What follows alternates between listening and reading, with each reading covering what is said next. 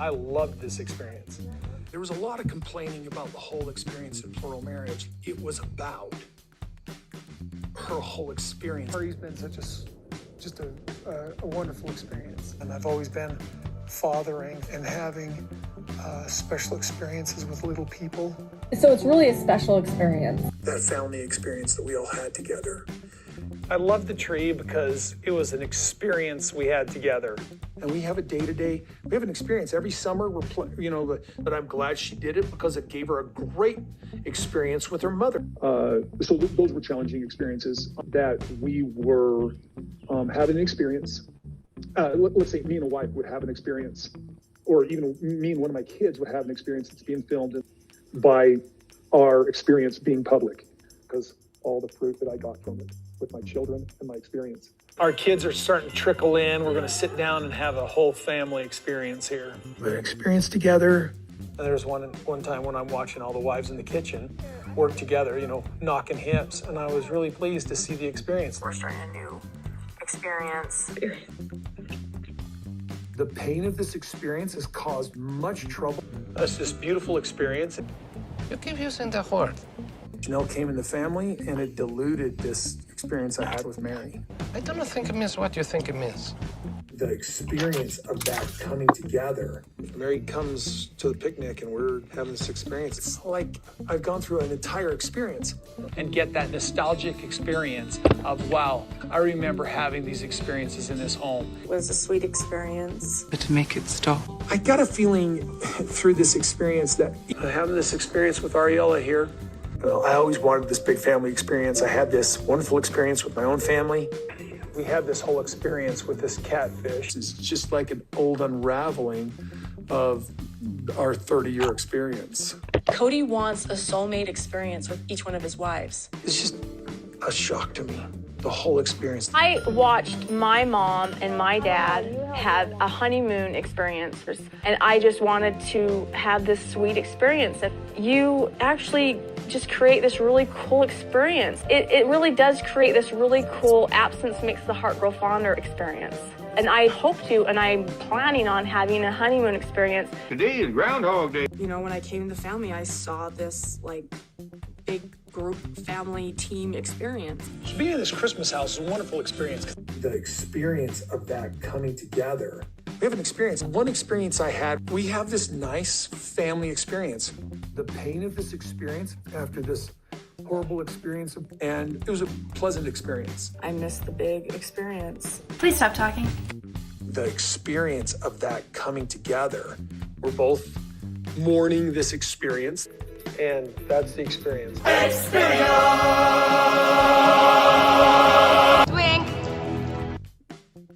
Drink. Hello, sister friends, and welcome to our Monday recap of Sister Wives' previous shows. We are doing, what are we doing today? Episode what? 9.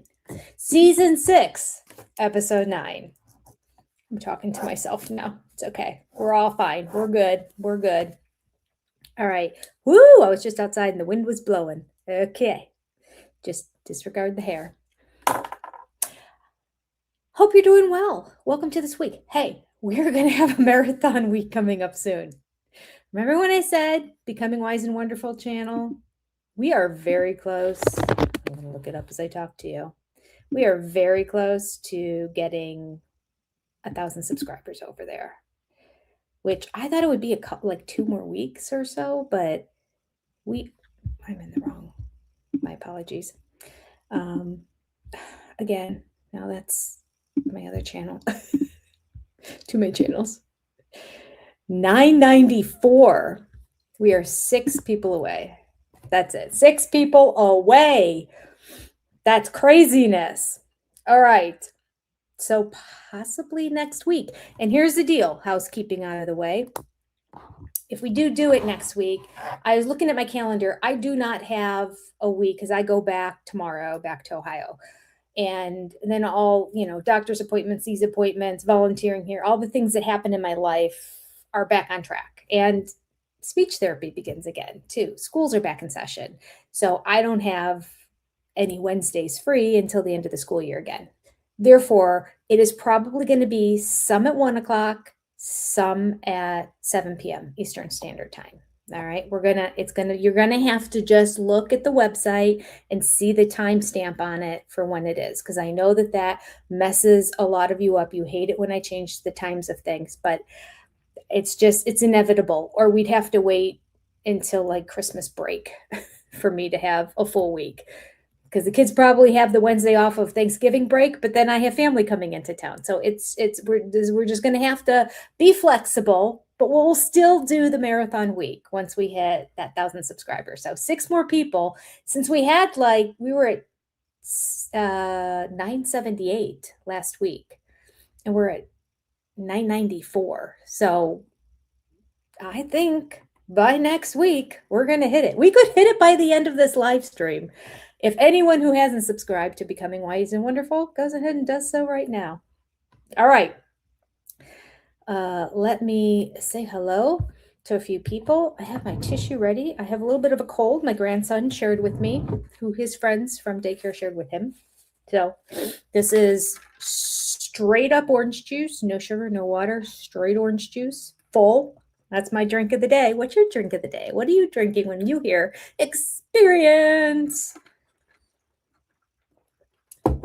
And I just took a 1,000 milligram vitamin C. So I'm pumping it up to stay as healthy as I can, largely because I have an 8-hour drive back to Ohio tomorrow, but also so that I don't lose it with you guys. All right. Let me say hello to a few people, and we're going to jump into the episode. This is our lovely therapy episode. Oh, bliss, oh, joy. Nancy in all her glory, making everybody very uncomfortable and achieving nothing other than animosity and angst amongst the women. We talked about this last night on the SOS exclusive stream. Pretty much came to the conclusion that the Brown family, and this is because we're rereading Christine's book at a slower pace and talking about it as we go through, because we kind of blew through it the first time because it just came out. And I think we just listened to Christine read it. So it was just audio of listening to her and a little bit of talking. Now we're slowing it down and we're really discussing. And boy, the things that are coming out in that book that I do not remember when we first listened to it. So it's good to slow down and read it now. But one of the things we pretty much came to the conclusion of last night is that the Brown family is probably over-therapized, which is interesting for a family who's against therapy. And they have all the jargon and the lingo, and they have the terminology in their heads, and they know what they're supposed to do oftentimes in situations. They just don't do it.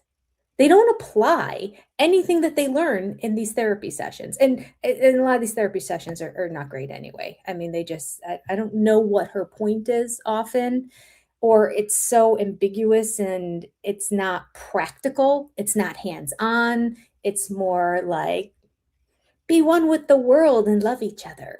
That kind of, okay, thank you. Here's your $100. It just seems, that's what it seemed like to us, that as we're reading through it now and Christine's talking about the things that she knows she should do and the things that the wives are supposed to do. And there's a lot of, as sister wives, we should, but we don't. And as a family, we should, but we don't. And a lot of it is like good stuff. You just don't see the attempts to get there. And I think it's based on the structure of polygamy. I'm not going to work that hard and put that much effort into this relationship when it appears that the other ones aren't doing the same. And so they're all like, yeah. Oh, so I have a bum wrist. I might be just talking with one hand today. That might be interesting, or probably not. I'll keep forgetting and then I'll move it and screech. If I screech, ignore it. We'll go on. All right. Hello to Lynn Skinner. Thank you so much for being here. I truly appreciate you and all that you do. And we do need to get together, but I'm going back tomorrow. So next trip, October, we'll get together. She's in Georgia, so she's nearby. Sally, Good to see you. First live chat. Yay, Sally K. Briefly, right when I opened it up, I saw somebody else. I don't know if I'll see it again here, but there was somebody else who said it was their first live chat. So welcome, and I'm glad you're here. Crafty Nana's here. Hello.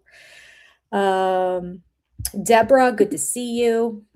Sochitel, hello to you as well.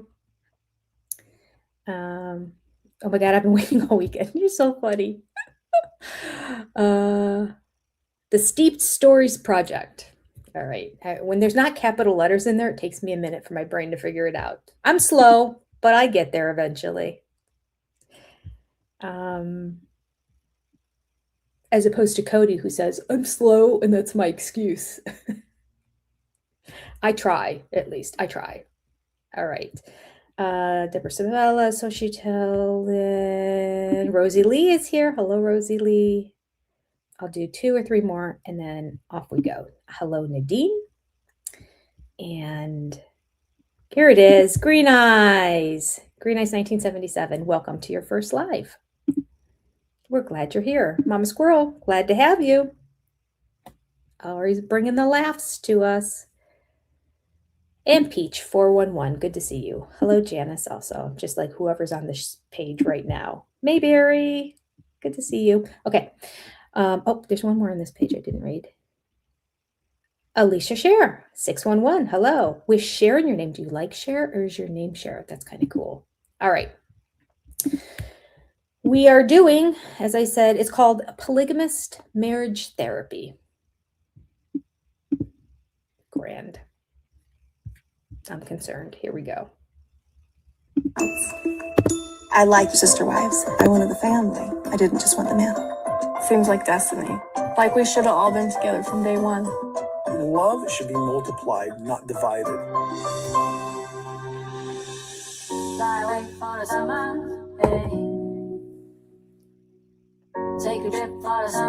All right, stop playing a song. I don't want to get a copyright strike. A few years ago, we started seeing a family counselor and marriage therapist in Utah. Her name is Pat, and she actually specialized in plural families. So goodbye, my love. Our family structure is inherently complex, and that's why it's really beneficial for us to have somebody to kind of give an outside perspective and make sure we're not turning little molehills into mountains. Then we moved out of Utah. We've not been able to counsel with Pat because she doesn't practice in Nevada. So we've been discussing as a family kind of a need that we've had to once again see a marriage therapist, a family counselor. Pat went on a search and found a professional by the name of Nancy Hunterton, but Nancy has no experience with plural families. So later on this weekend, we're actually going to go to a retreat in Sedona, Arizona with Pat and with Nancy. And Pat is coming basically as a consultant to help Nancy in the realm of plural families. Pause. Okay. I'd forgotten that this component of it. I just remember the awful things that were uncomfortable and how Christine hated it and everything that Christine was trying to say Cody wasn't listening to, and I don't think Nancy identified it. Anyway, we'll get there. But this is also the one where I believe Robin gets called out by Nancy. It may have been the last time. And this is the one where Pat also lets us know that she's been working with Mary on her vocal control and her aggressive way of speaking. So that's how getting Mary to understand people hear her different than she thinks she's projecting herself. All right. So right now they're at the marriage office and they're meeting Nancy apparently for the first time. Robin's first in. They all came together in the same car. Hi, Robin. I'm Nancy. Nice to meet you. Hi, Christine. Christine, nice to meet you. Nancy is going to actually start working with us, and we're going to see how this goes. Everybody going to see? Yes. Okay. I think our purpose today is really just to kind of figure out what you would really like from me. So I'm going to do maybe a 20-minute kind of personality test. It'll tell me a whole lot about you guys. It's the personality test. How we shape things. Okay. Do we have a reader? Yes, I can read. Go. So number 1, I've been romantic and imaginative, or I've been pragmatic and down to earth. You have to choose one or the other. Right. Most plural families will not go see a therapist. And the reason is their main fear is that the therapist is going to tell them your problem is polygamy. I've often felt the need to be a pillar of strength. I've often felt the need to perform perfectly. I don't like this. Oh, Mary. Stereotypically, a highly educated career woman in the field of psychology is going to appear to be a feminist to us, and maybe even a threat to the idea of our family. I have tended to be detached and preoccupied. I have tended to be moody and self-absorbed. I think if you were to sit and compare between men and women, women are definitely more judgmental of our lifestyle. Women go, oh my gosh, I would never let my man, blah, blah, blah, blah, blah. Why would you do this? You know, why are you letting him get away with this? Mm-hmm. I'd be very concerned about Nancy telling me that I have to do all the work because I'm the beneficiary of having 4 wives. Facts. I don't want her telling me that I'm the one who has to self-improve and that they don't have to. Okay. Pause. This is so many men in society, I just have to say, not just Cody, who don't want to go to therapy because they don't want to be told they need to work on anything. Oh gosh, Cody's no exception. I don't want to be told that I have to do anything. You know, he added at the end, and that they don't have to work on something. Because the first thing out of his mouth is, I don't want to be told what to do. I don't want to be told I'm doing anything wrong. And I don't want to have to put in the work. And they don't have to put in the work, because then all of a sudden, gut check, that was an awful thing to say. On we go. Interesting. Look at this survey being completed by Robin. Oh, she's putting so much effort into it too. It's just shocking that she's completely forgotten this day out of her life. And it's on film. And you know she watches herself on these shows. All right, back to the show. You guys stick your names on them. I'd be happy to do the scoring. Now let me listen to you for a little while. Tell me what you would really like to achieve. I would say communication. Something that I am not good at yet. We as a family, we would like to get a mission statement set up. Oh, You know, God, one of the reasons we're going for this whole thing. Pause.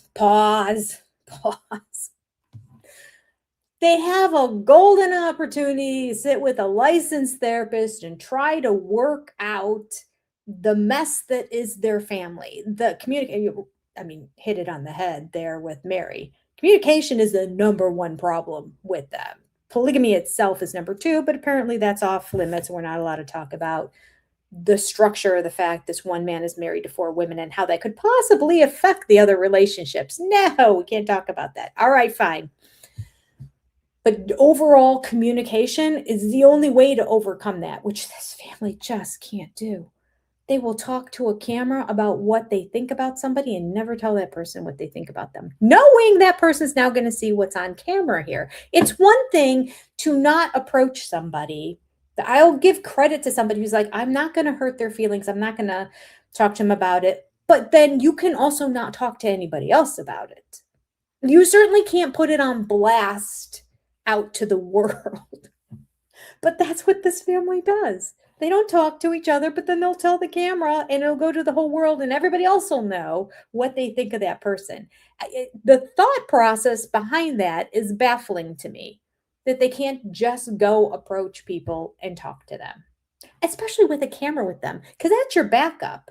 If the person flies off the handle, then, well, they look bad. You're the one that attempted to communicate, as long as you're doing it in the right way. They can't do it.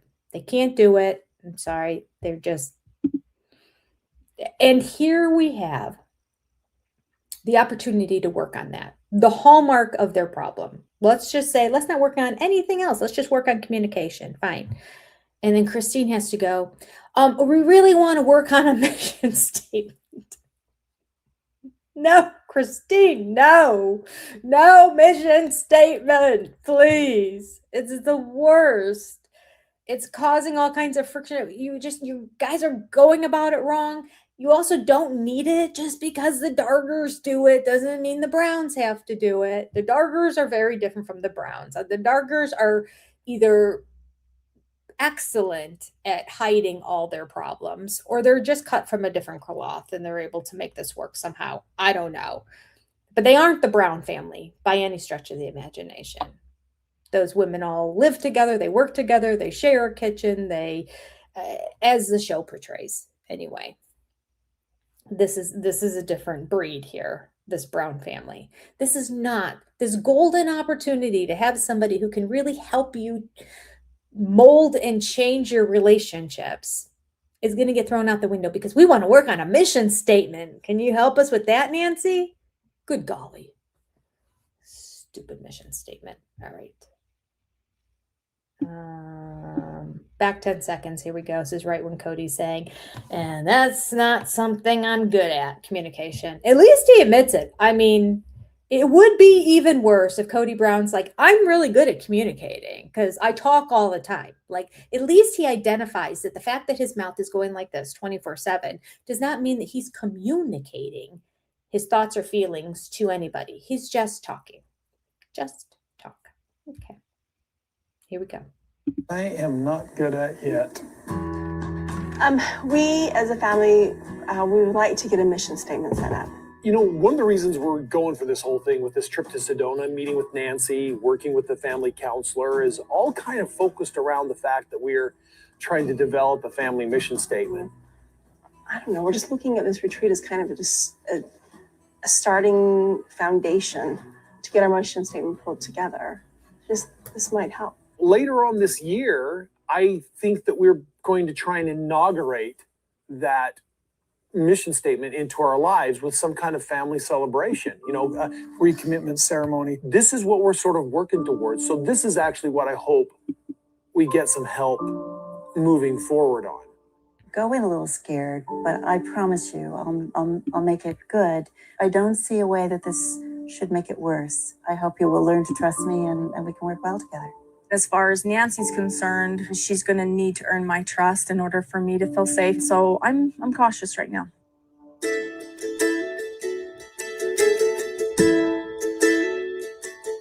Mary? Hey, Mariah? Recently, Mariah got a scholarship from Westminster College, and it turned out to be a lot less than we had anticipated. Hey. Hi. Where's Mariah? Leaves a lot of expense that we still have to cover. And Westminster costs about 4 times what UNLV costs. We only have a certain amount of family resources to give to her education. Hi. How's it going? I think we need to sit down and have another discussion with Mariah, just so that she's kind of aware of what's at stake with the finances of the family. We're discussing college, right? Yeah. Have you had any more scholarships come in or anything? Not that they've told me. Well, I actually told her I was not ready to give up on this yet. I want Mariah to go there. What is the alternative if you don't get the scholarships? I'm getting a second job this summer. The problem with Mariah having a second job is it won't make a dent in this tuition. And all right, this is a difficult conversation for me. First of all, did I click on the wrong link today? Somebody said that this is the one for the 31st. If I did and I skipped one, I'm sorry. I think this is the right one though. Anyway, everybody's here. So if I skipped an episode, we'll go back and do it next time. But I think I'm okay. I think both this week's and next week's are posted. So we just had to click on this week's because with driving home and a bunch going on back at home these next few days, I wanted to get next week's posted so that I didn't forget about it. Okay. The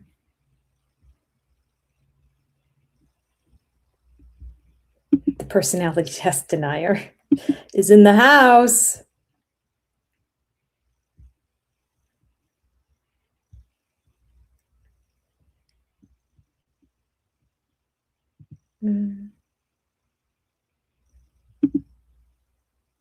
This mentality shows he's so immature that he has no business in a relationship. Yeah, he has no business in any relationship, but certainly not 4. Codester doesn't want to be told anything. No. What was my favorite name? Who said it? I think it may have been Lynn. Codum. Kodumb. Kodum. Kodum sounds like an actual name too. That's what I love about it. That was from last week.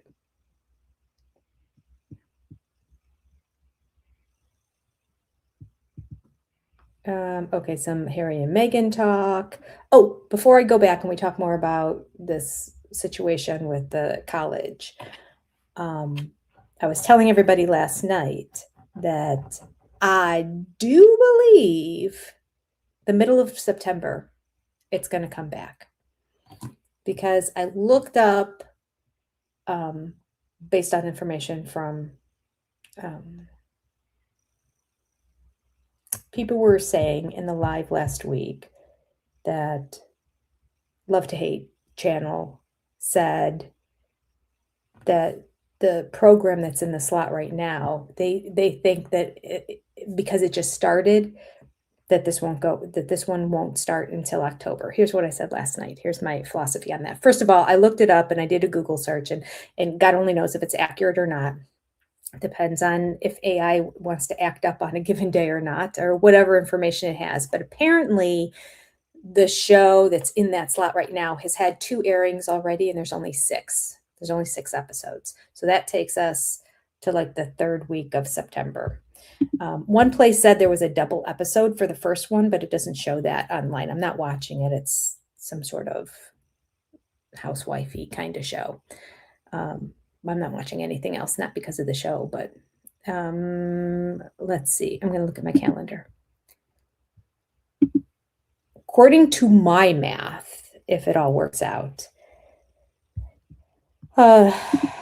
Double Lives of Suburban Wives final episode should be September 13th, which means September 20th, I think, is going to be Sister Wives premiere. That's my guess. September 20th, it looks like it's going to be, because that'll be the 6th episode. Episode number 6. 1, 2, 3, 4, 5, 6. Oh, I don't have the first one listed. Anyway, so just wanted to share that with you guys too, across the board. All right, now we will get back to our show and this very uncomfortable situation of Cody saying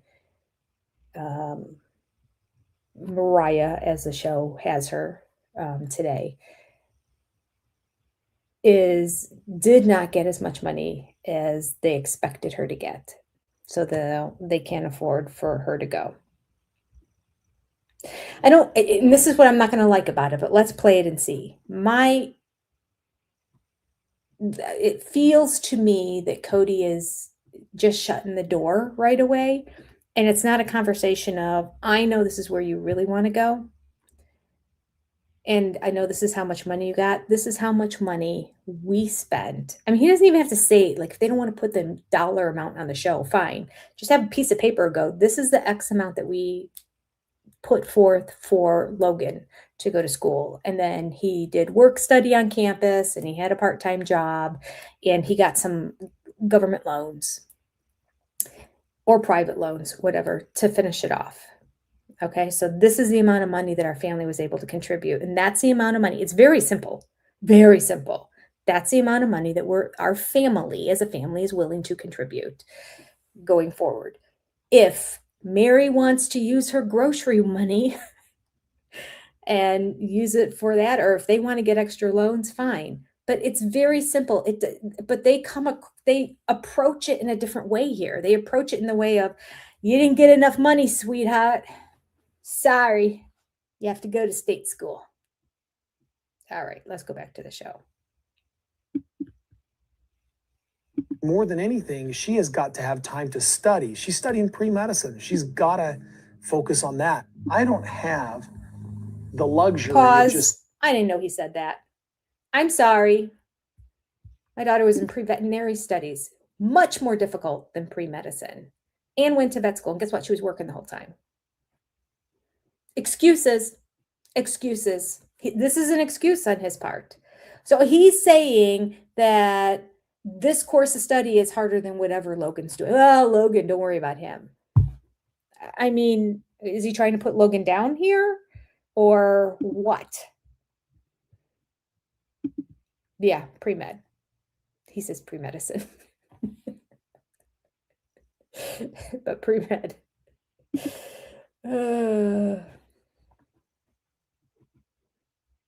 Cody's so unprepared. Right. Like, this is the way it's going to be. All right. Here we go. Whoops. Saying you can go to this college and we can pay for it. We can't take more money from the family budget. What we can do maybe is you could take money from your budget. This is a conversation our family has never had, how much money we're going to put into tuition. Oh, for good each of the kids. communication. I have no idea what we've put into Logan. We've never actually sat down and said, this is what we're going to give to each of the kids. And now maybe it's time to do that. This is really You expensive. think? There's already a kid in college. You think now would be a good time, since the second one is visiting colleges and wants to get in? Now might possibly be a good time to wait. Isn't Maddie also going to college? I thought Maddie and maybe not. Maybe Maddie's by herself. There's two of them that are together. Anyway, it's just it's shocking to me. It's so Brown family though, right? It's so Cody Brown. I'm not going to be prepared at all. I'm going to go into this and just talk off the cuff and say, my agenda is to let her know we don't have the money.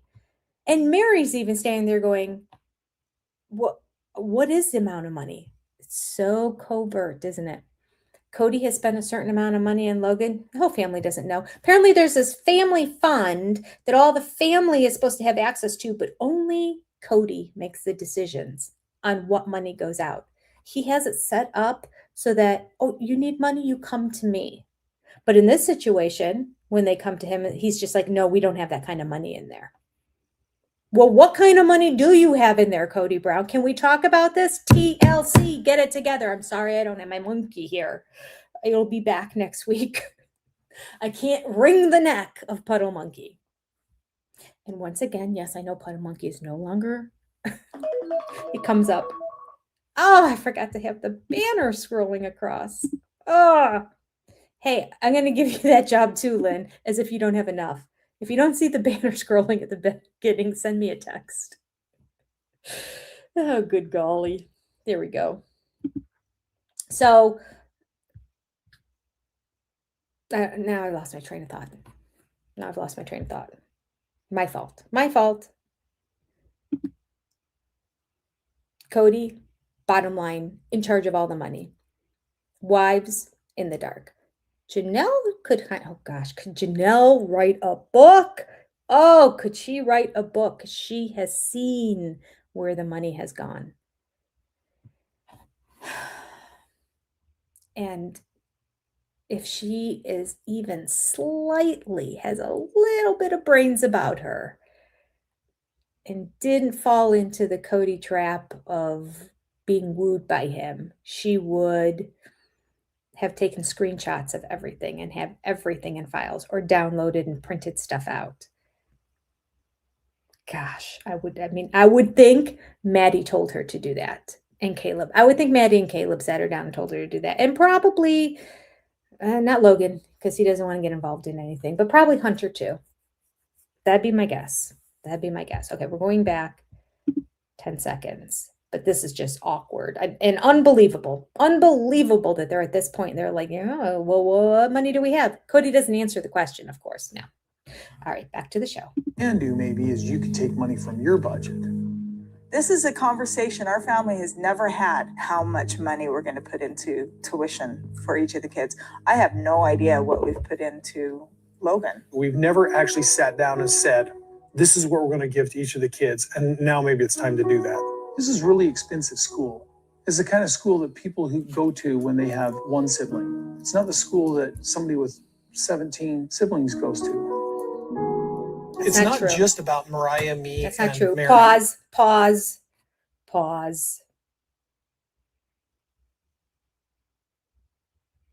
There are a lot of kids in private schools that have a lot of family members. One, government funding is based on the whole family structure.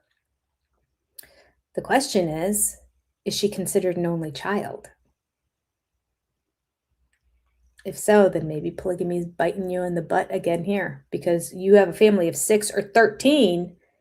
You have a family of 13, you're most likely getting a free ride. So I would think, I mean, they look at everything. They look at all your finances. They look at your tax statements. If she's not getting more supplemental support, either from the school or from the government, then they have more money than they're willing to talk about. That's all I got to say. I had 2 kids that went to private school, 1 kid that went to a public school for college. And yeah, they look at your whole financial situation, and you get grants and scholarships based on your performance, your past, academic grades and all that kind of stuff. There's scholarships for things that you might get involved in when you're there at the college.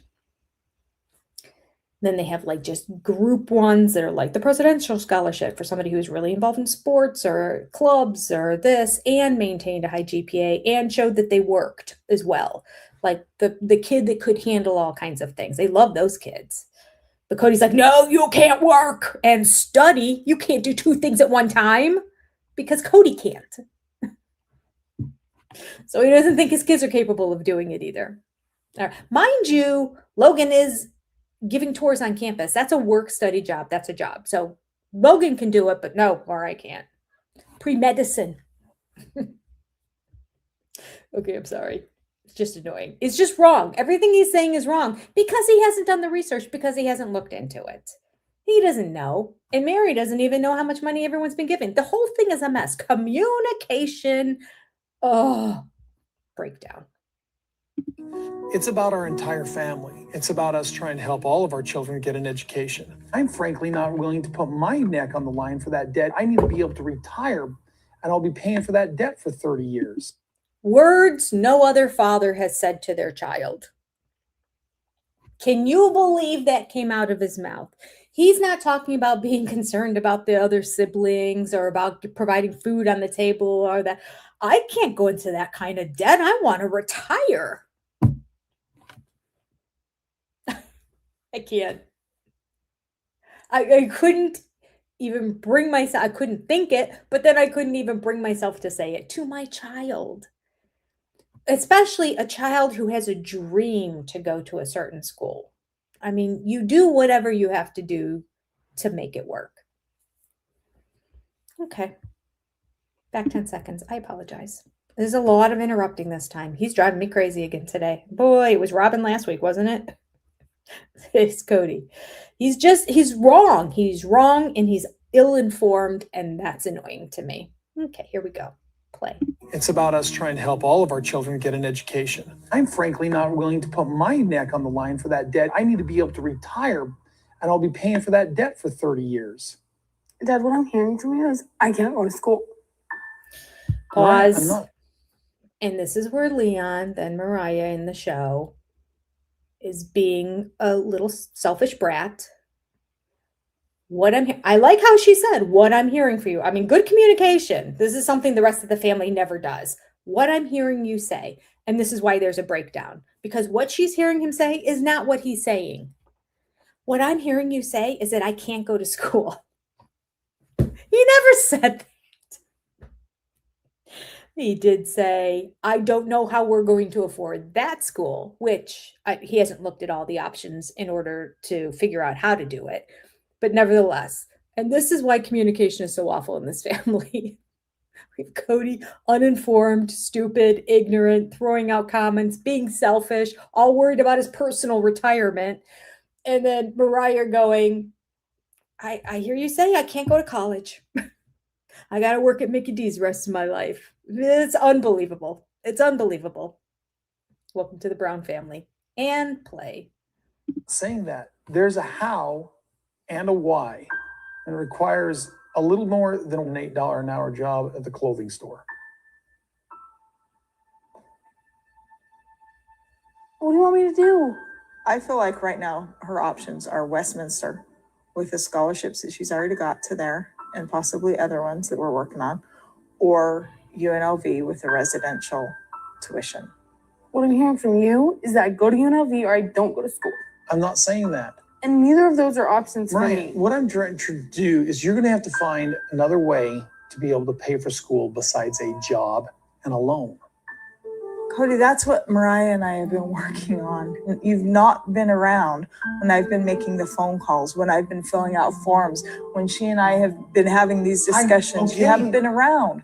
I'm literally You've been at willing to do Robbins. anything. Personally, I don't have another option. Like, I'm going to go there. I'm going to do whatever it takes. I don't understand. Can you explain to me why Cody said a job and loans? There's another way to go to college besides a job and loans. You have to find another way. That's not. Why is that not doable? She takes out loans. She's responsible for the loans.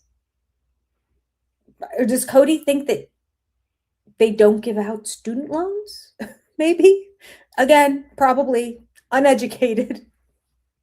Maybe Logan didn't have to take out any student loans, so Cody doesn't know about this world because he doesn't look into it or anything, as Mary just so eloquently pointed out that they have been doing a lot of applying and a lot of calling and trying to get other grants and other scholarships and work on loans and that. And Cody, whew, gone with the wind. Who knows where he is? Oh, we know. Robin's house.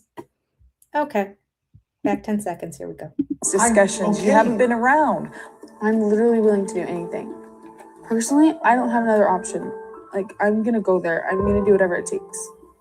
We'll do everything we can to try to make it work. I'm going to try. We're just going to do it. All right. Talk to you ladies later. Nice. Pick up and walk away, Cody, and slam the door. Great parenting. I've got something special. Slow cap. Slow clap. That hurts my wrist. For Cody's parenting. Love it. Pick up and walk away. He's the worst. Oh, gosh. Let's see here. We have... Remember for 21 months. Oh, it disappeared when I did that. There we go. Tracy. Yay. Okay. Hi, J-Lou. Welcome.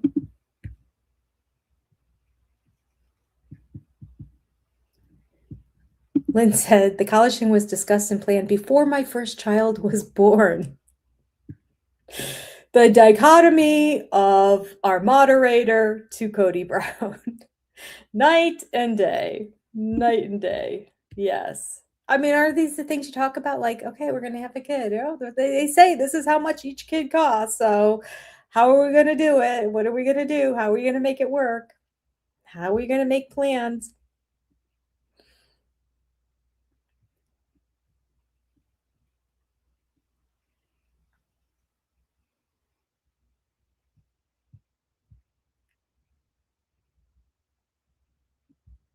Mama Squirrel is a great question.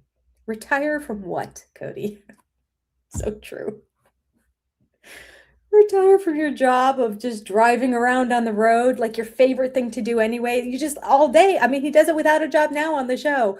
All the wives say he just likes to get in his car and drive. So he found a job that let him get in his car and drive. Now, he's supposed to be selling things as he's on the road. I mean, sometimes he does, sometimes he doesn't. He even admitted that himself. Sometimes I sell some signs and we have a lot of money and then we go on a vacation.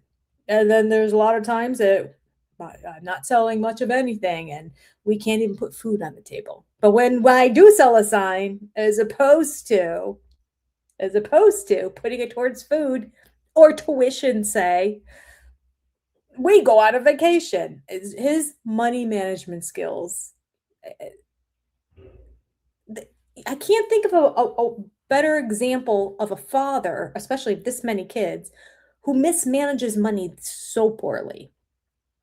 We don't have the money to put the kids to put food on the table or to put them through college, but I will drive around in a brand new convertible car, always have designer watches and shirts and shoes at all times. I will eat steak whenever I take the wives out for their special dinners. It's a way for him to get free steak all the time. Free, but it's a way to get steak all the time to justify it. I'm going to take you out to a special place. It's a steakhouse. Surprise. And we know that he even said when he goes to Christine's house, if she's got a casserole in the oven ready to go and he comes over, oh, he has to have his steak. Y'all can eat that casserole. I'm having steak. He's awful. He's awful. He spends money like it's never going to go away. And for that reason, I want the show to end. But then this would end with us. So I struggle. This is too much fun to make it end. Okay. According to Maddie, J-Lu said the moms spend the tax money as soon as they got it. They never tried to save, just bought stupid stuff like that big giant red chair.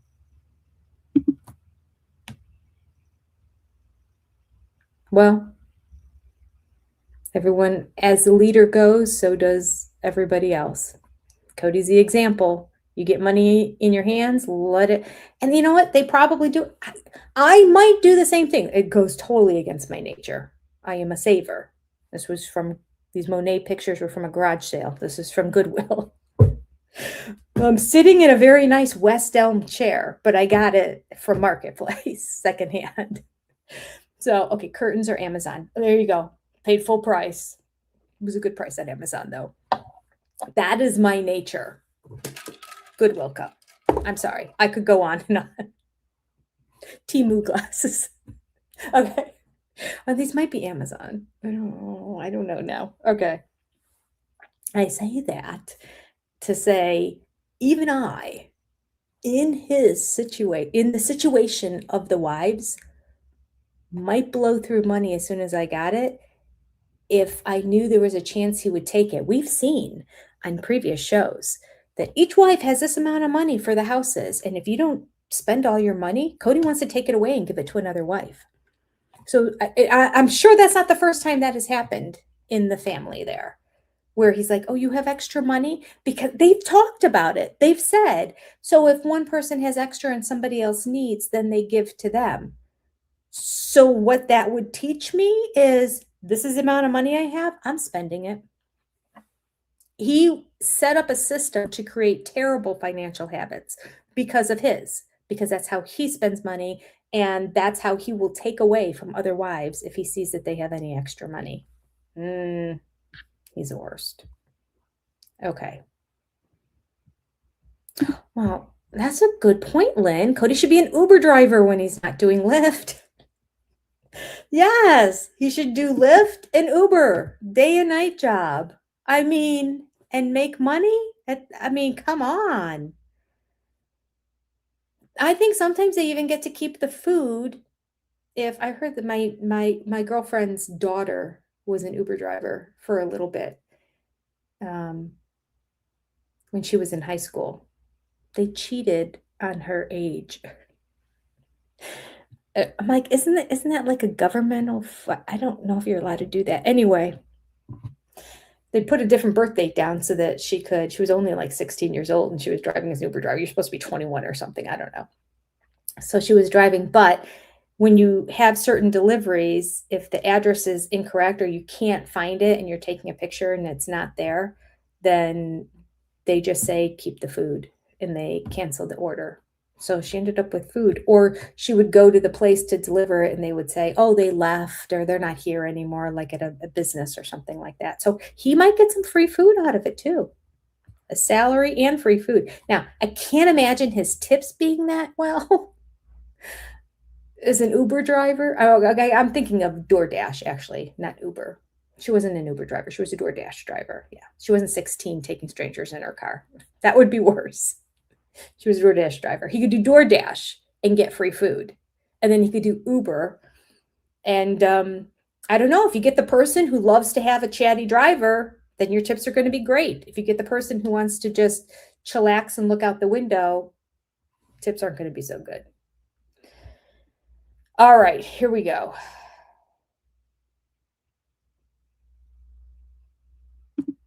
Whoops, clicked on the wrong thing again.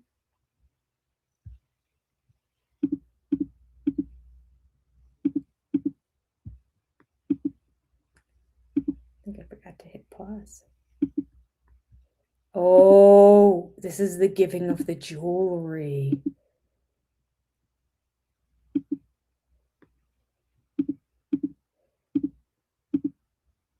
I forgot to hit pause. I hit turn the sound off, but so I just have to get to the beginning of the. Okay. Are you ready? Jewelry? This is the jewelry Cody made for everybody. Okay. Christine's not going to be happy.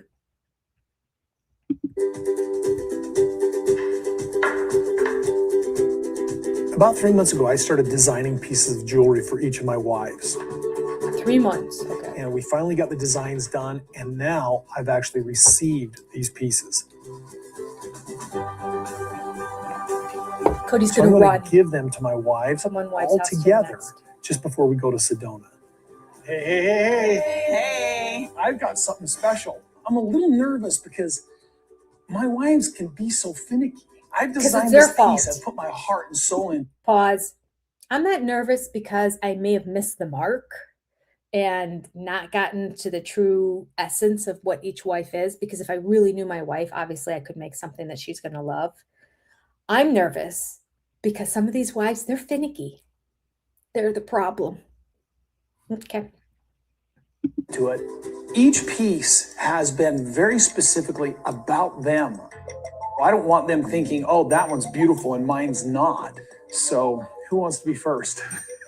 Let's come over here. The devil comes out when they compare pieces. I mean, this is the kind of stuff that makes me want to poke my own eyes out. We'll start with Mary. Right. You nervous? I'm really nervous. I can't wait to see. That's really cool. I was very excited to see the necklace that Cody designed for me. She's not wearing it right I wanted something very specifically about loyalty. So I went back to the Latin for loyalty, which is fidelis, and I put a scroll on it with a crown. Oh, I love it. Cool. So I hope you loved it too. I did.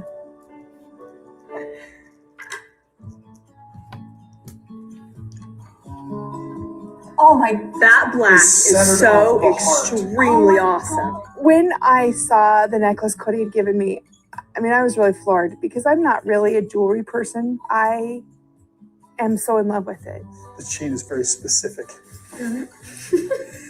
He did that on purpose, Janelle. He just wanted to hug you. So here's the thing. I know that you're an earth element. And so I wanted something that connected to the earth. I put it on and it makes me think, okay, look, I belong to Cody or something. It's like some sort of really weird thing for me. She's not wearing hers right now either. As much as she wants to be the independent woman, she knows that we're in a marriage and that she likes having me be the king. Oh, puke. Oh, puke. That is like one of the grossest things he's ever said. I'm going to have to rewind so you guys can hear it again in case you were writing or typing or looking away. As much as she wants to be an independent woman, she knows that she needs me and wants me to be the king. No, no, no. Okay, I'm writing it down in case I ever need to reference that one again. Here we go. Cody being a dork, dick, pig. Here we go. You know, as much as she wants to be the independent woman, she knows that we're in a marriage and that she likes having me be the king. You're on. Okay. I'm nervous. I'm so nervous. Okay, Robin, whatever. Oh, wow. That is so cool. Oh, that's awesome. A long time ago, I heard a song that you and I both love that said something about a phoenix rising up from the ground. There's no better phoenix metaphor, in a sense, than Robin, who was burned down in a bad experience and then came out of it kind of like a goddess, you know? And Christine. Oh my gosh. That's really cool. Oh, they did such a good job. Why? Okay. I'd forgotten about this. Why is the heart black on one side So it's a heart with a fairy on the left side, and the right side, it's like silver crisscrosses all the way through a black half of a heart. Christine's just like, oh, she didn't like it. I can't really see the fairy either. I can't. It's very very cluttered. I can't make it out. It just looks like drops of silver, like little clumps and balls. And then there's what kind of looks like butterfly wings on the one. I would say it's probably a butterfly or a dragonfly, but maybe it's just because it's the screen, and in person it looks more like a fairy. Unsure. That's a fairy, right? Yeah. Yeah, it's a pixie. I went to this heart idea kind of in the idea of having the pixie sitting in the moon. Wait. The pixie sitting in the moon, but it's sitting in a heart. Okay, let's listen to him explain some more. Mike just is going, let's actually etch this over on the other side and actually like add the dark side of the moon. It's like the pixie queen sitting on the moon. He's trying to sell it to her. That's her on the couch. And he's like talking, and she's like, no expression. And do you hear him throw Mike under the bus? The fact that the other half of the heart is black. I mean, like, Cody had nothing to say about it. So if Mike's like, how about we make the other half of the heart black, like the dark side of the moon? This is supposed to represent your wives. Where was that lady? How come she wasn't chiming in? His ex-wife. Just like she's like, nobody wants a dog necklace to represent them. Nobody wants a black side of the moon to represent them. Or worse, the black side of a heart.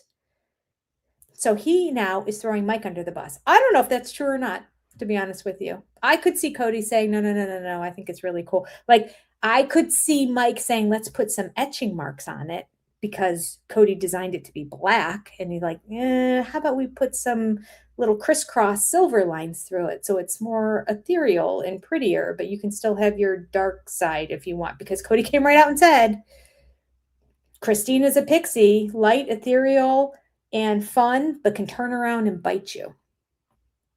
That's his whole intent behind her. She picked up on it right away. She's looking at it, and I think she's confused.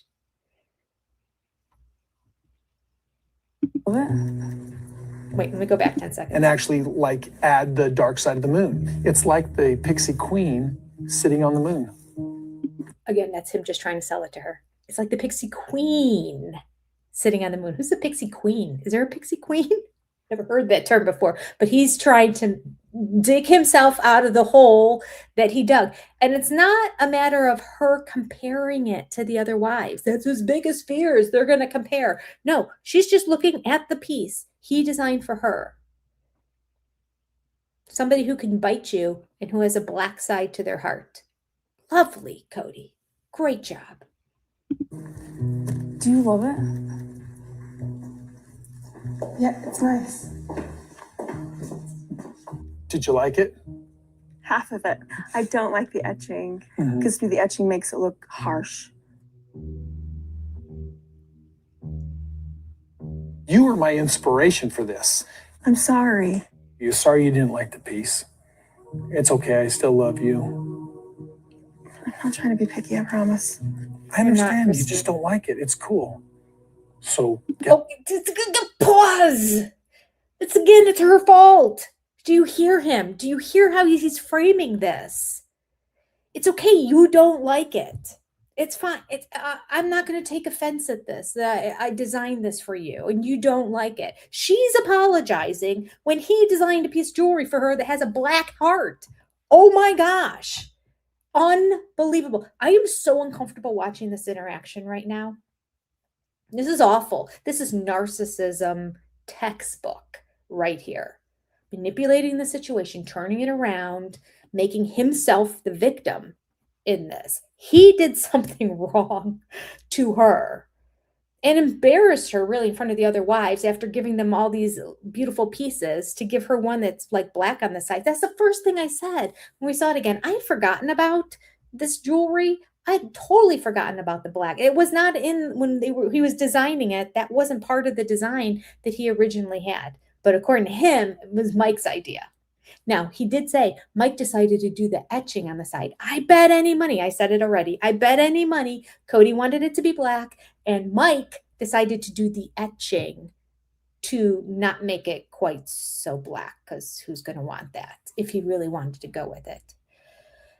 Cody's like, it's okay, I still love you, even though you don't like what I gave you as a gift. It's awful. He's awful. Back 10 seconds. The piece. It's okay, I still love you. I'm not trying to be picky, I promise. I understand, you just don't like it. It's cool. So, guess what? You'll inspire me to do more.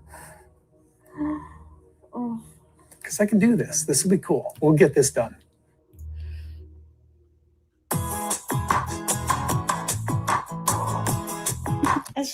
I feel for Christine. My heart is breaking for her right now. Because he's like, the cameras are rolling and that, and he's on the couch, and so he talks to the camera. He goes, it's okay, I can do this. Like, we'll get this done. I'll do this for her. The heartbreaking part of it is that he now needs to go back to the drawing board to figure something out that's not so harsh and dark.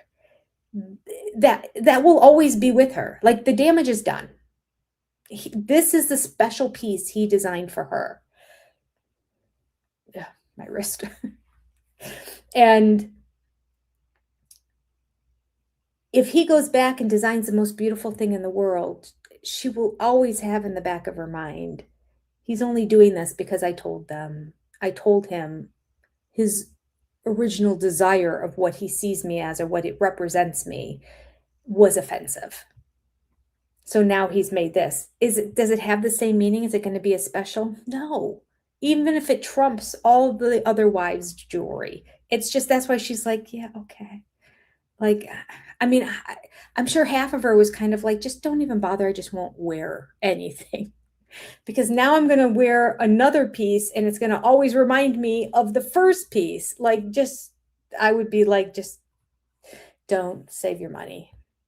Let's melt this one down and cash it in for the price of silver, which has gone up lately. Okay. Christine's house. Okay, happy day. So far, so good. Okay, Miss Julie Grace. I have to go bye-bye. We're packing to go to Sedona, and we're really excited because Pat's going to come over to the cul-de-sac. Hi, Pat. Hi, Cody. How are you? Woo, Pat's excited. Long time no see. How you been? I am well. And then actually go with us to Arizona. All right, who do I hug first? Pat used to be our therapist in Utah, and it's been really hard to see her just because we're so far away. Say hi. I've missed her so much. She's incredible. Oh, yeah. Miss Pat. I have known the Browns for about 5 years. What's Mariah doing now? Oh, she'll be going up to Utah. College. I'm not a polygamist. In fact, didn't even pay attention too much to polygamy until I had the opportunity to start working with the Browns. It's my biggest thing right now is trying to figure out who I am. Yeah. When I very first started seeing Pat, Cody and I decided that we needed to talk to somebody just to help with our communication skills so we could understand and communicate with each other. I was very nervous about it. Here she is, a monogamous person. She has no idea. How is she going to help me? The Browns just communication. Are as they appear to be. Complicated, sometimes troubled. I can take whatever. There were some angry voices and tears, but over time, many of those issues were resolved. So if you ever are in town and you need a place to stay, I realized after working with Pat that she was all about relationships, not how many adults are in the family. If Nancy is anything like Pat, I think it'll be good. All right. I am ready to go. I like Pat. Going into Sedona, I am worried because there is so much at stake here. Not every one of the family members are equally open to or ready for starting over with a new therapist. I'm very excited to hang out with everybody. Okay, I'll give it a chance. I'm nervous. Christine. I'm not looking forward to Sedona at all. I think it's just going to open up a big, huge can of worms, and that's it. Well, Christine, that's the problem.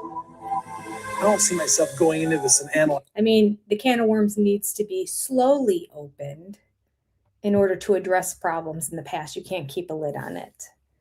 I don't even know if this opens a can of worms. Sometimes I feel like they just talk around issues. But we'll see. Let me check out the chat here. I'm also going to change the banner while I'm at it.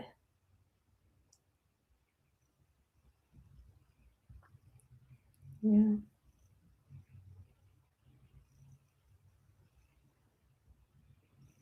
No, I'll wait 10 more minutes.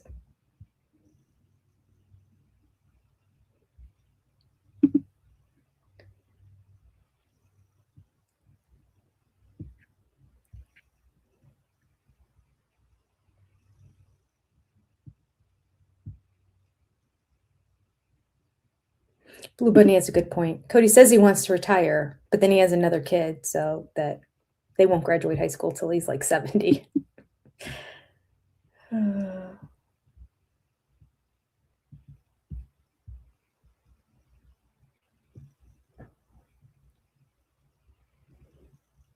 Jade Morgan pointed out that Mary always got her own way, and so did her child, whereas Logan is a worker bee, just like his mom.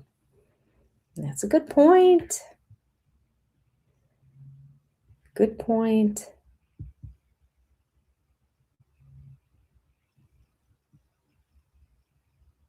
DeJam says it's also crazy how the family fund and what is paid from it is such a secret to the women when it was their joint TLC business. Right. And the joint water business apparently went in there too. Live Water, which is also like a vitamin supplement company, I suppose.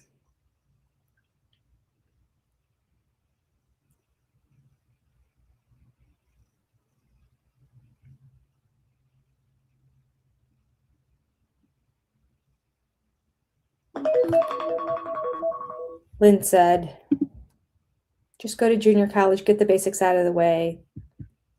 Yeah. Especially if you want to go to a private school. Transfer in if you want to.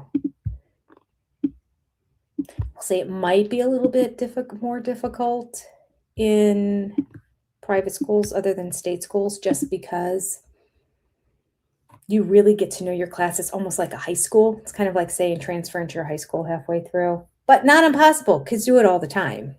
It's just easier to do that at the state school level because there's so much of that movement that's happening. And at the private school level, not nearly as much.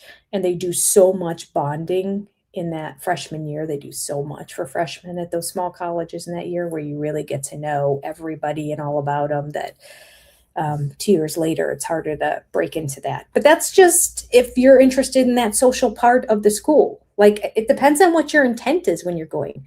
Do you want this to be an extension of your social life and your overall life? Or are you going there because this is a school that has the best education and I want to get the best education? What is your focus in going? My kids always had a little bit of, I want kind of the whole culture of this is my friend group and to kind of get in tight with them. I will say in fact, my one daughter even struggled a little bit because halfway through she graduated a year early from college. And in doing that, it moved her like in that junior year, she was taking senior level classes. And so there were all these students in there that she didn't know because the classes are all designed for each grade level. And so it was trickier. It was like a mid-size school. It was trickier for her that year because she kind of needed to develop new friendships with people because now she's doing projects and all that with a whole different group of kids. So sometimes it can be difficult to do that transition. There's always, you know what, when there's a will, there's a way. That's what I got to say. My daughter wanted to go all the way to California to a private school. We are not made of money at all. My husband's a school teacher, but we figured out we'll make it work. We have to take out loans. We have to pay a certain portion. They have to take out loans. They have to do a certain portion. All my kids were resident advisors, so they got free room and board the whole time. Well, starting in their sophomore year, freshman year in California was expensive, but it's fine. And it's all paid off now, because that's what you do. You pay the stuff off and you go on with your life if that's your choice. There's choices. It's all about choices. Some people can graduate and not have any money that they owe at all. God bless them. That's fantastic. That's not the choice my kids made, so they ended up with loans, and then they paid off their loans, and they were happy with the choice they made. Cody just can't see that. He can't see options. And he can't see somebody else's point of view either. So clearly he has the Cody way in his head, which is very narrow because he has very little information. And he can't see outside of that at all. But he gets schooled because Mariah eventually ends up going there to Westminster. All right, I gotta change the banner here. At this time, so I don't forget, I'm gonna go ahead and play our classic scenes. Yep. I'm going to read to you our list of first big supporters to the channel. The big supporter level includes Jan Morgan, Crafty Florida Lady, Erin Tucker, April S., Carol, CP, Deborah Sabella, Liz S., Deanna Wyrick, I'll Win the Mini Chef, Mary, Linda W., Aaliyah, Crafty Florida Lady, Shaniqua Smith, and Knit My Bit. And our exclusive SOS supporters include Chrissy Hand, Shooky, Shanna Banana, Natashenka. I was practicing that before this too. I still had a pause. Natashenka, Sally K, Tear Bear Nuns, or is it Tear Bear? Tear Bear, probably Tear Bear. Tear Bear Nuns, Lady Bird's Mom, Anonymous, Star, Christy Herring, Leslie Starks, Jessica Turner Long, Jane Morgan, Sina Andrade, Lisa O, Amanda Scott, Mary S., Katie, Hadley Fields, Crafty Nana, Holy Moly, Lady from Mars, Lisa Doherty, Sandra, Emily Roy, Living an Eclectic Life, Holly Jones, Cindy Diller, Kendra MP, Kenya Pinheiro, Monica Nilsson Solhus, Bertie K, Lisa Elmer, Janet Ebert, Steph Stevens, Edel Sodal Peterson, I'm Your Huckleberry, Jacob Three Boys, Becky S., Tracy's Fractured History and More, Lavender Vanilla, Joni C., Ellie D., Christine Warhope, Lean, Dee Dee, Steamfrog 99, J. Lou, Jennifer Harmon, Evie, Stacy G., Karen Perk, Skilled Virgo, Shotzi's Peace, Marsha Cooper, Diane Almeida, Farron, Lisa, Sochitel Amarillo, Carla Colson, Alexandria Swan, Rain Lady, Sarah Lewis, They're adults. Bye-bye. Hi, Waldo's Mom, Danny Towns, Ms. Lita, Lynn Skinner, Donna Redmond, Jessica Denham, and Kaylin. And thank you to all our Keep the Lights On level supporters as well. All right. I read too slow that time. That's okay. That's all right. Don't worry about it. Okay. Oh, Lunty has a good point.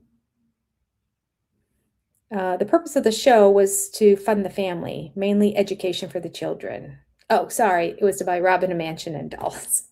Isn't that true? The minute the show came, they should have thought, wow, God blessed us with an avenue to acquire the funds we need to send all these kids to college. Because they said college is so important. We want the kids to go to college. That's what they always claimed.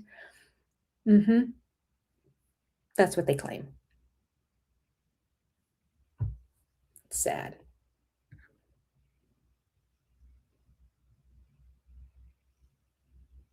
Oh, Lynn, that's a good point. Logan's mom got listed as a single mom.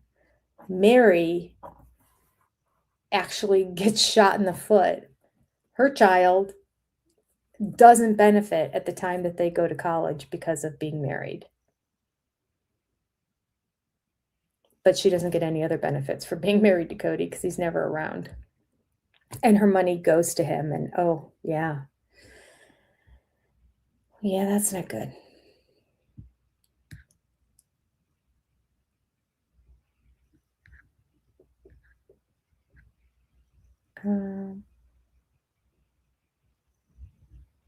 Patty, I will walk in ill-prepared, crush your dreams, and then walk out for you to deal with it with your own emotions.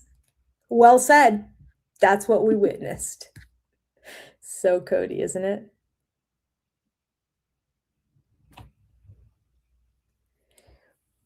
Eva B points out that Mary's B&B is a viable business that could have generated income for the family, but they refuse to fund it.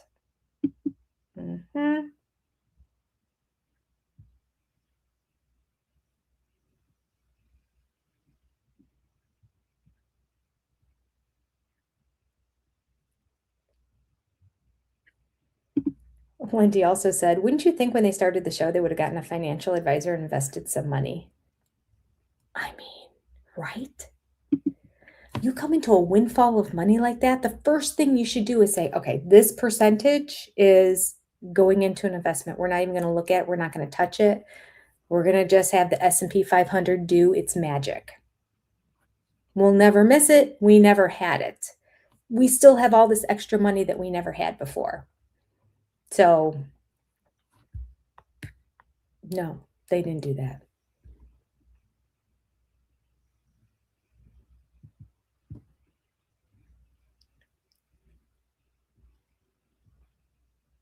All right.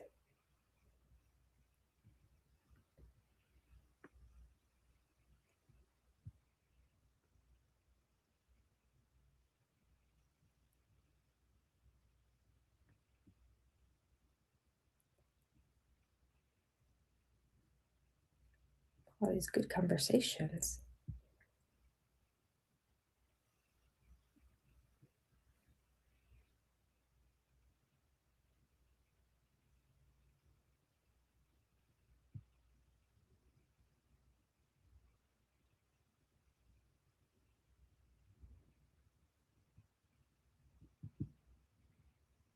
Blue Bunny found the necklace designs ugly. Mama Squirrel called it the flying diarrhea necklace. It was designed for the tryst. Cody likes having Pixie sitting in his moon.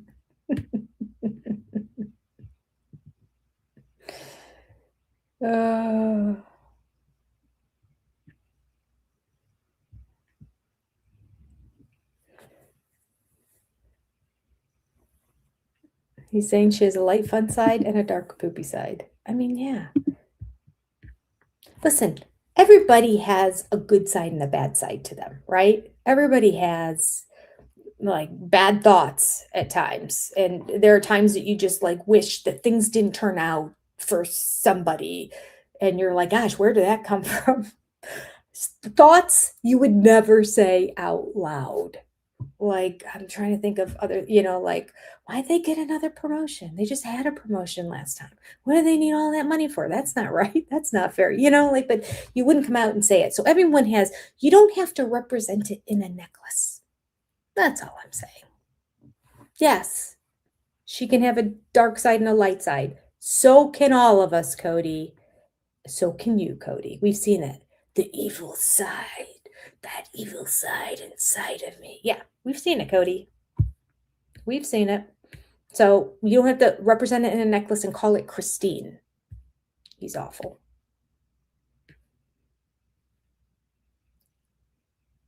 Oh, good point. Lynn said that communication may become a drinking word. It may have to.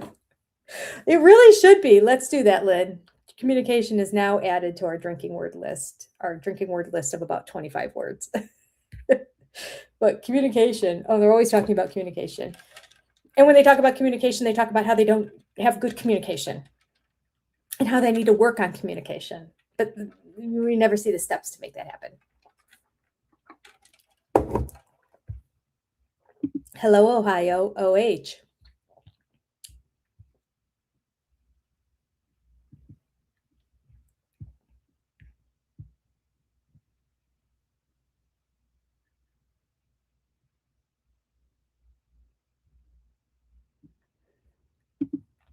Mom Squirrel can't wait to see how much more hair Cody has lost when the new season starts. Okay, here's my philosophy. I started mentioning this before, but I didn't finish my thought. What I was talking about last night with the gals, I'm thinking that because Janelle has this new man, that they wanted to put him in this season, possibly because TLC knows this is the final season. I don't like the sound of that, but that could be. Or just this season wasn't great and it looks like we're not going to have another season. We're unsure, but now what? Janelle has a guy? We have to put it into the season. It's going to make the season definitely better. Might make a decision on whether another season's coming back or not. But we have to put it in. So my philosophy, because it's never started this late. It started at the beginning of August, the middle of August, the end of August. I think maybe even the first week of September once, but like this is the end of September. I don't remember it ever starting this late. And I think it's because they saw this whole relationship starting with Janelle, because obviously it started well before we knew about it. This is an established relationship. It's been going on for months. So it happened a long time ago. So it could have been, as the show was kind of wrapping up, that she sort of let them know, or they found out that she was starting to date somebody, but she just didn't, she wanted to put a hold on putting it on the show. So they kind of held off until she was ready, and then they filmed some stuff to put at the very end of this season. That's what I think. It would be sad if it means that's the end of the show. It would be nice if it meant it's the springboard to here's our new lives. But I think the springboard to here's our new lives really only works if Mary finds a guy. Because then it really becomes the second husband club. They could be second wives as well. I don't know the situation with, what's his name? Pete. Yes. But I don't know. That's what I'm thinking. All right. Oh, we are at 998 on Becoming Wise and Wonderful, Patty. Oh my gosh. 2 away to a week-long marathon. Okay.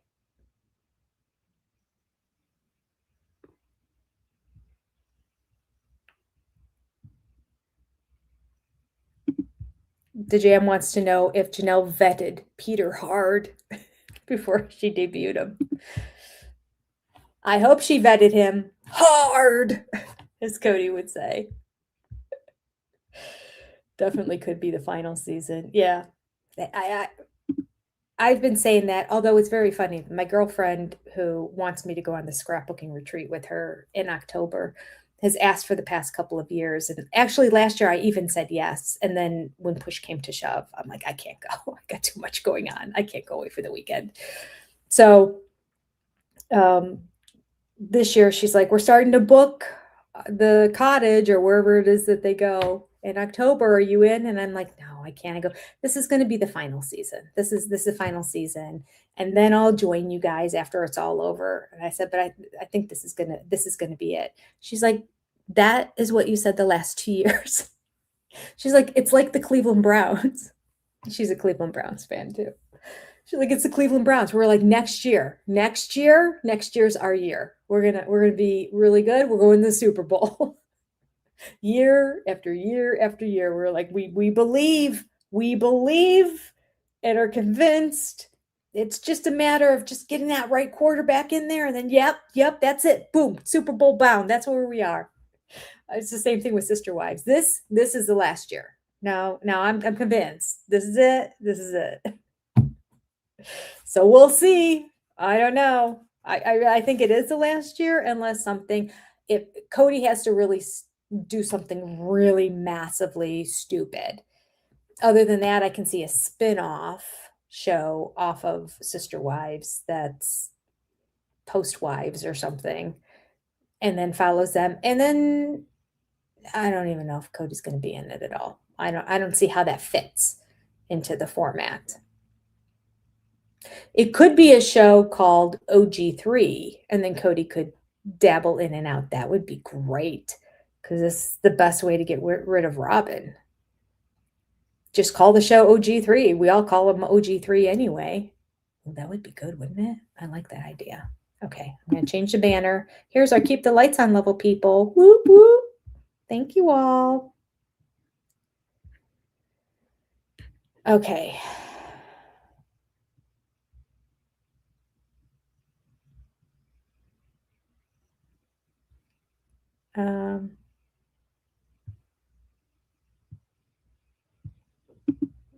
Deborah says it's going to be hard for Mary to find a guy. It is. I think she's trying to find somebody who's as good looking as Ron, too. We talked about this Sunday night. She's not going just for a really nice guy. She's going for a really good looking guy who's nice, I think. Because she just talks about his appearance so much. I don't think I've ever done that when I've dated somebody. He's really good looking. I don't think I've ever shared that with anybody. I would talk about the person I was dating and what they were like and what they were into and why I like them. And I don't think I've ever given physical characteristics and go, and they're really cute. Like, I might give a physical characteristic to say, oh, they're about this tall and dark hair or whatever, but not they're hot or they're really cute. Like, it's just not a consideration for me when choosing a spouse. Although I did get a really good looking one. All right. Let's get back to the show. We have to get back to Sedona. Please. Oh my gosh, we are so far behind. We got to catch up. I'm talking too much. Here we go. It is a little bit of a mecca. Sedona. Maybe we can find a hippie store where I can buy some crystals and we can actually, get in touch with the earth. You're making fun. I am. But maybe we will, and that's a good idea, actually. We are here with two counselors. One is Pat, who we've known for a long time, and the other is Nancy, and she's never counseled polygamists before. We're going to meet with Ed and Catherine from Spirit Quest. We're going to lead a meditation. It'll be fun to see what happens. Let's go meet them. Hi, welcome. Hi. So today, we're going to go out on the Red Rocks. So you'll be able to actually go into that space and feel the beauty and why so many people come here. Nice. Okay, cool, Car. So why don't we just go ahead and all load up and we'll go out on the land.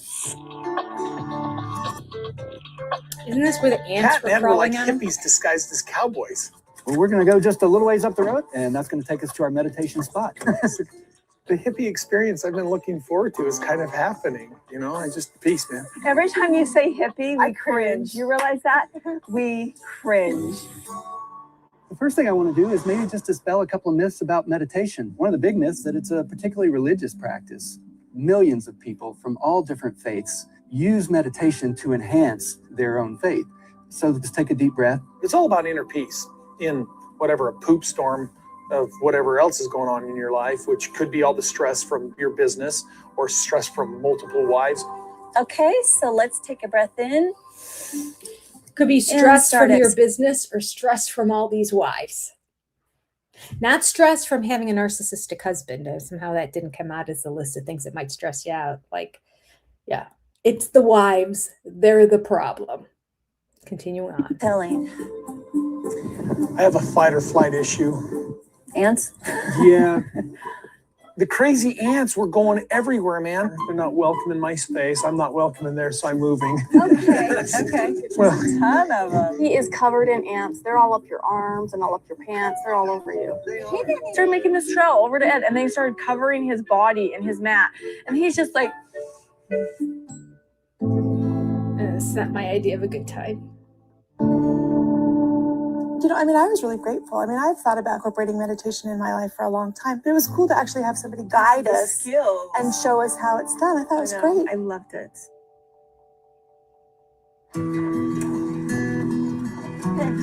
Great morning. Loved the meditation stuff. I want to make this kind of fun. Remember when we met last week, we sort of did some personality testing. Here are... Pause. Okay. So now we're mentioning personality testing again. And it's even, do you remember when we met? So she's been reminded. Do you remember, Robin, when we met last week and we did personality testing? Here are your results. I don't know how Nancy's like, we're going to make this kind of fun.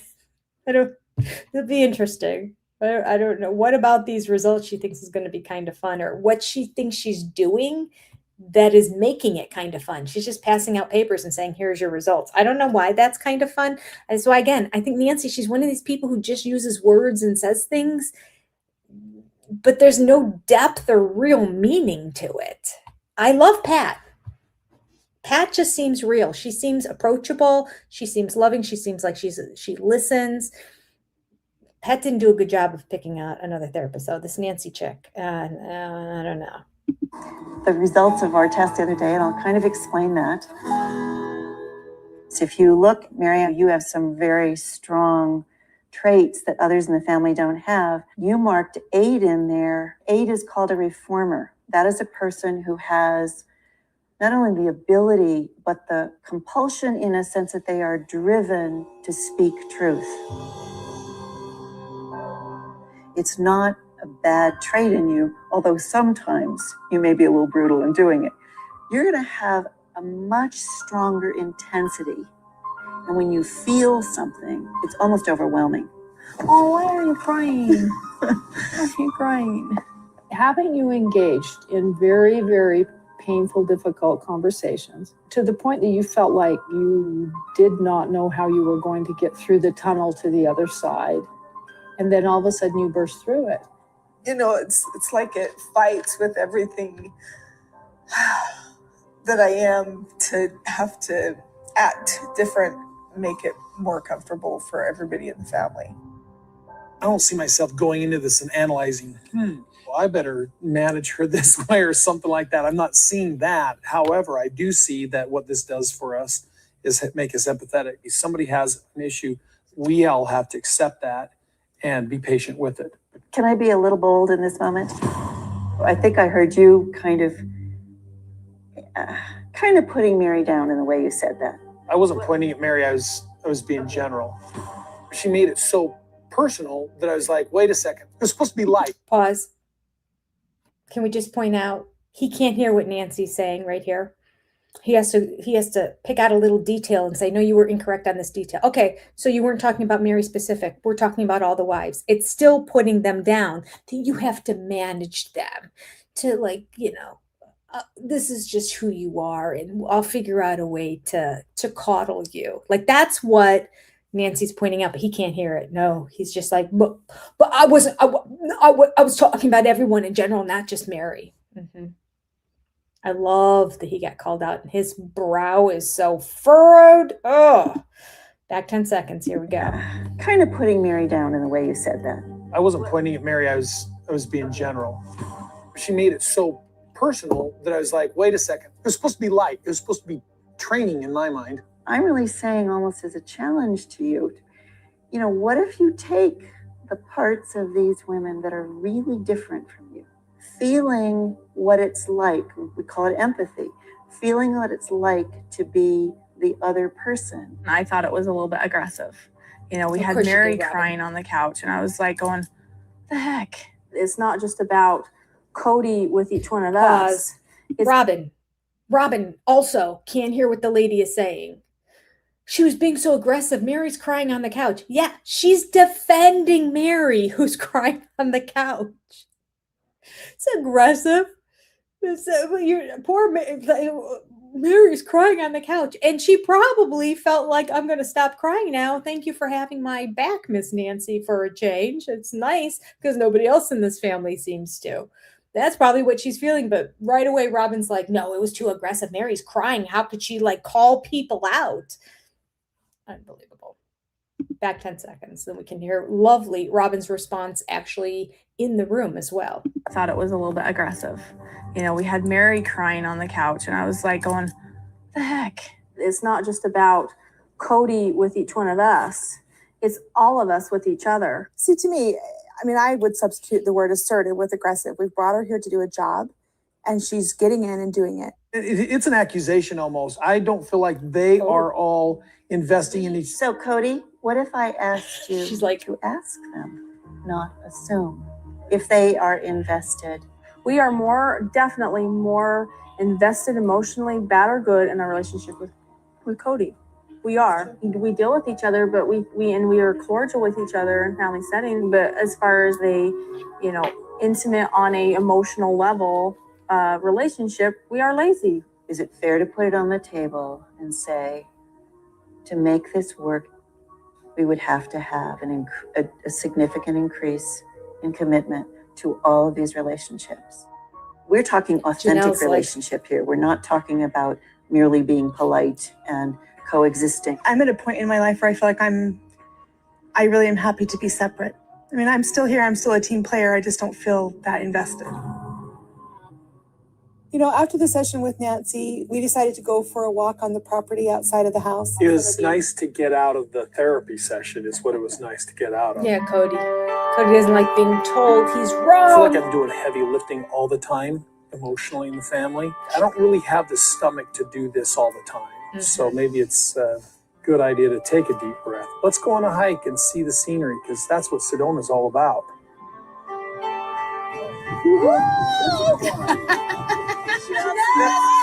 We're going to hurt them. Come on. Do it, Jen. Turn around. Wait, I can't get it. Watching them at sunset and taking family pictures. That's fun. It's like a machine gun. I love that. It was probably the first time I really saw them visibly connect. 1, 2. I was very glad Pat was there for the first session. Pat's keenly aware of the strengths and the difficulties of polygamous marriage. It's not a skill I have in a marriage context. I would not have felt as confident without her. Do you see yourself able to take that same level of honesty in your conversations with your sister? Moving forward.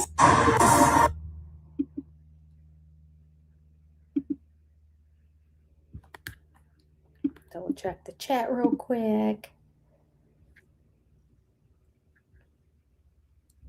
Robin called someone lazy. Oh, we had a fill and a dill. I'm not paying attention to our fills and big deals. I feel happy. I feel happy. It's hard for me to actually do. Okay. Hello, Pot. Who said that? Is that Lyn? Hello, Pot. It's so true.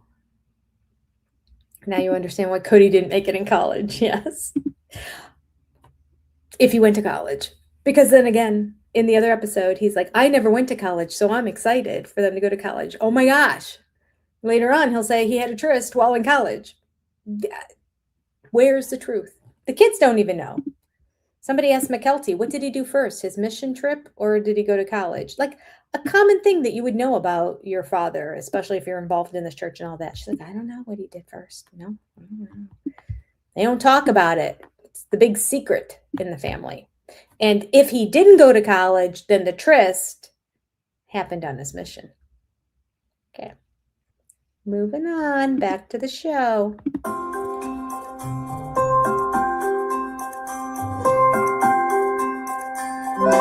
Good morning. We were about to move into another project, but tell me, where's Robin? Sorry, Robin's not feeling well this morning. She just felt nauseous, so she's staying in bed today. Oh my gosh, Cody. It's awful. We were going to do something this morning that required all 5 of you. So I think we'll shift plans a little bit. I do want you to have good shoes that might get wet.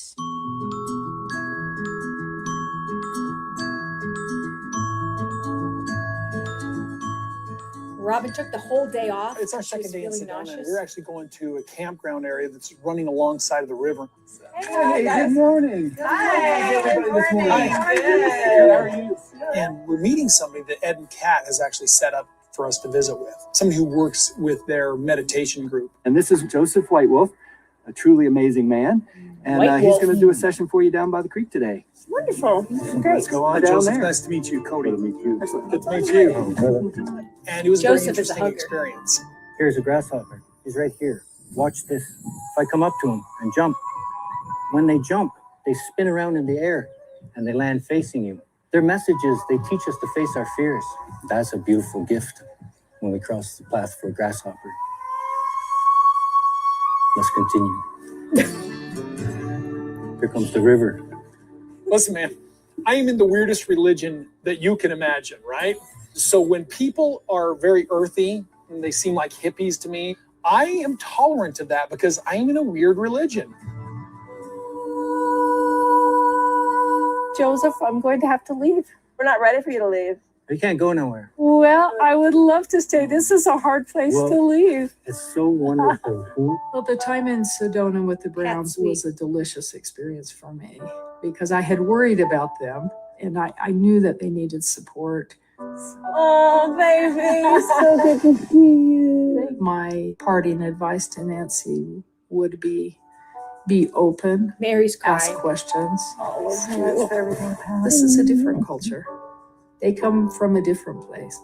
Never enough time, dear. Never enough time. Nancy is ready to be there for them, and what I hope that they will be open to what Nancy can offer. It did feel kind of final, just kind of like an end of an era. All right. See you. Bye-bye. Bye. She has had a very dramatic impact on our family.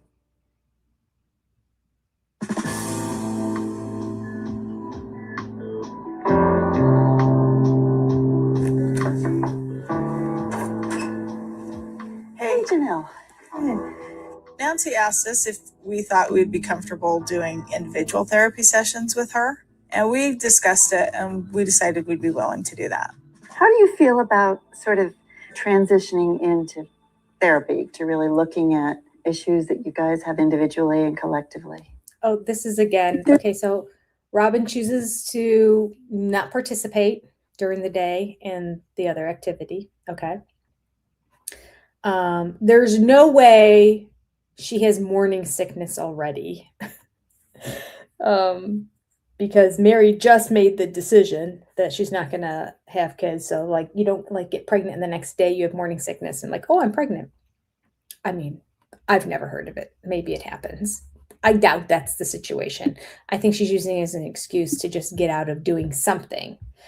And now Pat's going into each of the rooms. So she saw her knock and go into Mary's room. Right now she's in Janelle's room. Let's keep watching and seeing as she does these individual therapy sessions, all the rooms she goes into. There's no doubt that I'm committed to the family. And there's no doubt that I'm not going anywhere. Like I don't really quite know where I fit anymore because I've changed. My personality is different. I don't know how to bridge to the next level. So, do you see yourself able to take that same level of honesty and your conversations with Cody and your sister wives? You know, I do with Probably Cody not. and I do with Christine, but I don't do so much with Robin and Mary. You know, over the years, I've had to get used to Mary's personality. Do you know what I mean? And so that's some of it. It's just something that we're still working on. Hey, Come on. hey, nice room. This is a tough question. What do you think is going to be the hardest part for you? I think it's going to be trusting that all of us want to work on our relationships and just trusting that that's really what they want to do. I think each one of my wives want Cody's to work out outside. a relationship with me, and I want to work out a relationship with each one of my wives. I am not positive how much each one of my wives necessarily want to work out a relationship with each other. How do you think you can And make Robin's the process work even more effectively? They're both on the same patio out there. So Cody's spending the time with Robin, of course, in Sedona. And their room is probably an utter disaster because it's Robin. Like, we can't have somebody come in here. Let's sit on those chairs on the back patio, those metal chairs on the rocks. Okay. I lived monogamy before, you know? You know? I chose plural marriage for a reason. As much as we're really close together right now in this cul-de-sac, we could easily sort of just not interact all the time if we didn't want to. I didn't sign up for that. How do you feel about the whole mission statement process that we're working toward? I don't know if we're just so afraid to start, but we really just need to start putting it on paper. I have poo-pooed this mission statement that everybody wants to do because I think it's drama. Do you have an example Thank you, for me? Janelle. We've had family meetings for the mission statement. They don't seem to accomplish anything. Yes. You know, maybe it's because I don't have a real concise view of what the mission statement should be, but it's, yes. I don't feel like I should write anything down yet until we all get together and really write some things down and just start. The mission statement. How do you feel? Does this look like a peace-providing process? When we were new in plural marriage, it was tumultuous. It was a struggle. We have all this baggage that we've brought or that we've built together. So I see some hurdles to overcome. You know, our family mission statement is actually leading to kind of a plan that our family has because we're in these new homes that is sort of like a recommitment. This mission statement, do you have some thoughts on that? Shall we say, I guess just because of past and history and stuff, I feel like I'm very hesitant to speak my voice too much. Do you mind answering the question what you would be afraid you would do if you were to speak too much? Mary's crying. This is stupid. Am I pushing too hard? No. Okay. It's just been an emotional week. Okay. I'm just afraid of overstepping my bounds. Here's the thing. We're not truly... Do we think that was the problem? That Mary was overstepping her bounds in the past? I think it was her delivery and her approach. I think anybody else who's like, you know, I really like it if we could fold the towels this way, and this is why. They fit better in the cupboard this way. They're easier to grab. They don't get caught in each other. Whatever the reasoning is. It's just Mary doesn't approach it like that. She's like, who did this? Why are they like this? You guys know this is not how I like it. Like, it's her delivery. It's her rough voice. It's her very curt way of speaking, very choppy, very loud, her loud voice. It's her delivery that's really off. And maybe also it's this on top of, I guess, her being really specific. So she's focusing on, I don't want to hurt anybody. I don't want to overstep my bounds. So I just say nothing. Like, well, let's just work on the way you say things, Mary. That's what I think is the issue. All right, back to the show.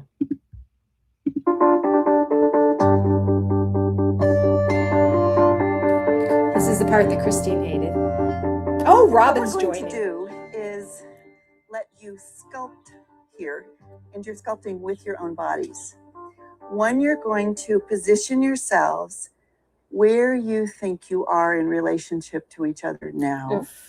This is how close I feel to Cody. This is how far apart I feel, or whatever. And part two will be where you would like to make adjustments.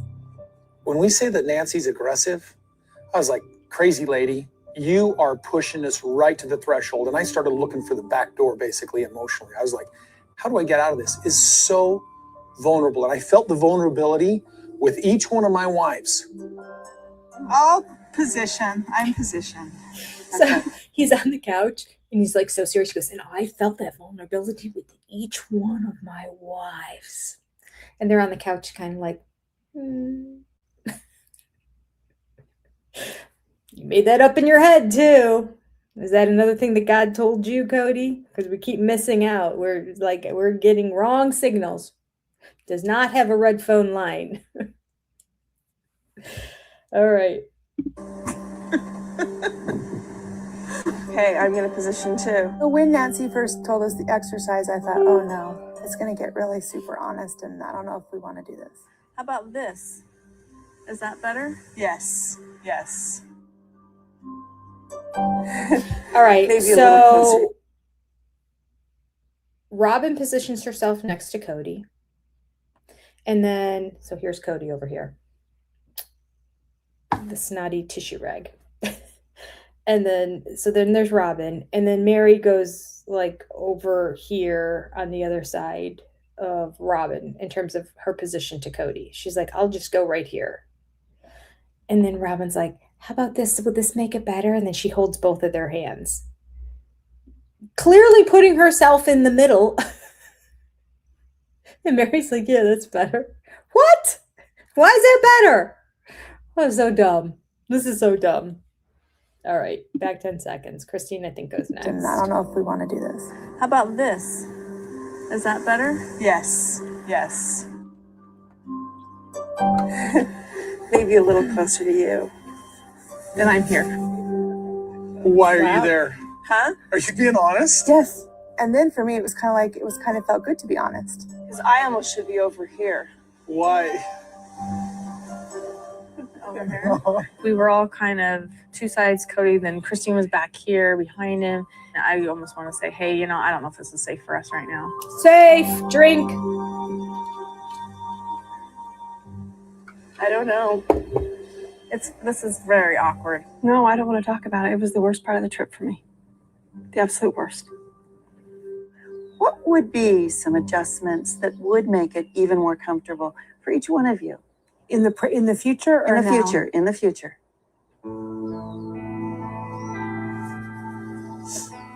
Okay. This is where I really want to be. So Janelle stood in front of Cody.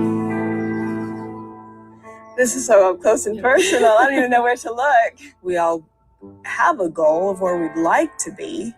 And that's all together, having each other's backs all the time, being open and honest and loving and kind with everybody. And that's where our goal is. I know it is, but we're not there. What does this mean? Pause. I just have to say,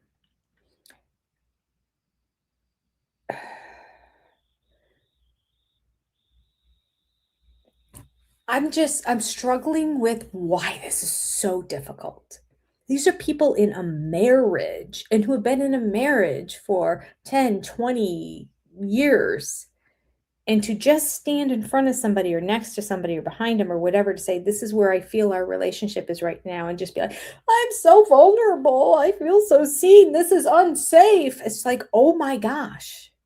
I did not realize what shields of rock that they've built around themselves, because this isn't that vulnerable of an activity, quite frankly. To you guys? I see it as the relationships are all important and equal. Unfortunately, we drag Cody into our sister-wife relationship sometimes. One of the things that doesn't work is to put someone else into the center of a relationship. A healthy relationship means you're dealing directly with the other person, not asking someone else to fix. So you wouldn't feel comfortable in the middle, like standing here in the middle? If I'm in the middle, then I become your sole focus. Your connection to each other has to go through me, and that cannot exist.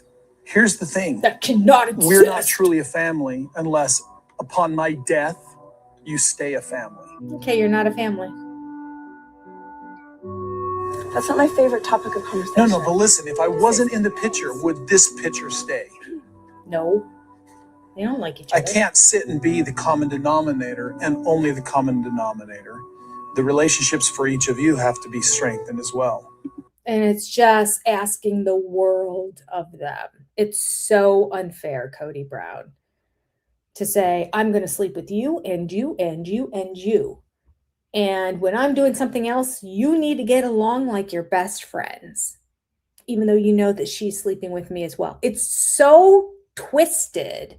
And the fact that he's so adamant about the fact that they have to be close to each other, it is just, it's evil, it's manipulative, it's, I can't think of the right word. There's a word on the tip of my tongue.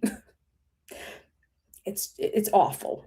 All right. We're just going to leave it at that. It's awful. It's a terrible situation. And the arrogance of him and the demonstrative nature and patriarchal sense of, I will have a relationship with you and you and you and you, and you must all be okay with it and like each other.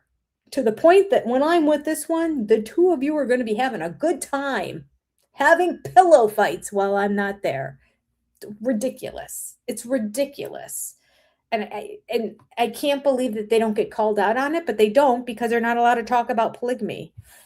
Yeah, I mean, we can talk about polygamy. We can do this and talk about polygamy as long as it's comfortable for Cody and we don't point out anything negative about it. I guess Nancy has her hands tied. Maybe I shouldn't be so rough on her. All right. Back 10 seconds. I can't sit and be the common denominator and only the common denominator. The relationships for each of you have to be strengthened as well. Do you have a relationship with these individuals? It's kind of like a as I need it kind of a relationship, and that's probably not the best way to have it. But it's almost like I interact probably more with Janelle just because our kids have always done things. Mary, not as much. I'm completely in a different place than anybody But else. that doesn't separate you from the family if you choose to be part of the family. You can have relationships with each one of your sister wives independent of me. That's my point, is having a relationship. And I do. Is it a good relationship? Do you like In it? some cases. We It do has to be have a our good one, moments when too. we are this group of the five of us. We have our times when we are completely in sync, and those are magical times. I want all of us to put our arms around each other, and I want all of us to put our foreheads together. The circle of us goes like this, and it's tight and it's strong, and then sometimes it just breaks apart a little bit, and we just have to figure out where we are, but we know what we want. She's crying as she's saying it. It's Is ridiculous. connected, and if in this position, all of us have connection to each other. And is that what you guys really want? Yes. I think that is our ultimate goal. That's not the question. Pause. Cody, is that what each of you want? I think that's what our goal is here, right, women? Yeah. That we're all connected. That's our goal. That's what we're working towards. Nancy asked you, is that what you each want? We don't get to the answer to that question. No. Okay, we are wrapping it up right here.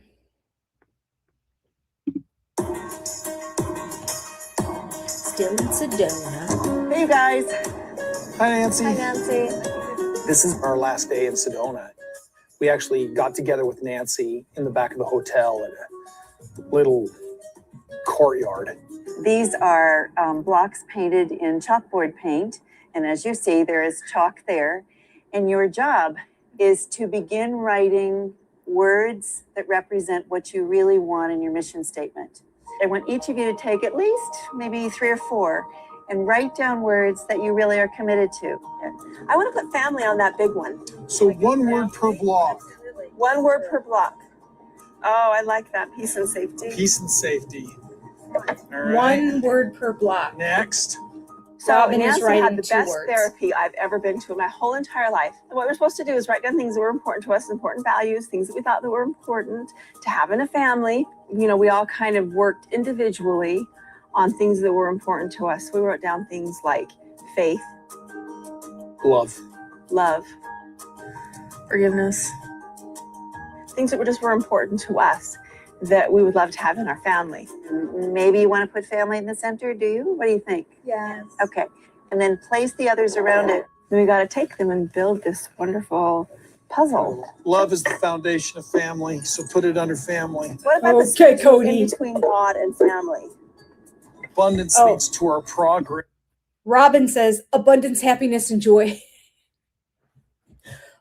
The directions were 1 word per block, Robin. Oh, gosh. Yes. Strength to hold us all up. Oh, she also has another And one that friendship to says make sure it peace and happens. safety. You got little ones here. Can't follow That is really directions. lopsided. It's not supposed to be balanced to make them fit. We should be balanced. Should we put friendship down there? What do you think it's necessary to be? It doesn't have to be artwork, guys. This is a brainstorm. I think doing that Good really point, reflected our family and how our family actually does work together. It's like we have the same end goal, but we all have a different way of coming about it. So what if each one of you kind of spoke to what this is saying now? Cody, what if each one of you speak to it the way it kind of comes out to you? What? Let's see, we've got God at basically the Speak to top, it. and through that we receive our spiritual enlightenment. I kind of like how I'm seeing that all these different pieces of the puzzle are kind of surrounding our family and like enveloping the family. It's like taking chaos and making order. Our family's like that. It's like we're trying to make order out of our chaos. I like that it's not a perfect square. Yeah, we do not fit in a box, do we? I would honestly change the picture because I don't think it has to be all balanced. And I thought, wow, I really have an opinion here. I'm so surprised by this. Gotcha now. I think our faith in God is created our family, which we teach love, respect, honor. I mean, I really had an opinion about how I wanted the blocks to go. And I just see it coming together, and this is all so beautiful. I'm just glad that it's happening. Yeah, I'm just glad it's happening. It feels good. It looks good. She's crying. She's so proud of the fact they put blocks together. I think Sedona was Spiritual good. It virtues. challenged us. There was some peaceful experiences, and some of it was very awkward. Thank you, thank you, thank you. I'm so glad we're starting this. I'm so glad. This process won't be easy, but it's going to help us make progress. I feel like I need to get to know Nancy a little bit better. I am still hesitant at the idea of someone who hasn't had the experience with the plural family, you know, and the fact that she's a monogamous too. I'm a little hesitant. I want everybody's like feet in the picture because it's like representing a journey, and our steps are going to make this happen. My favorite experience working with Nancy in Sedona was actually the fact that she gave us so much traction with our family mission statement.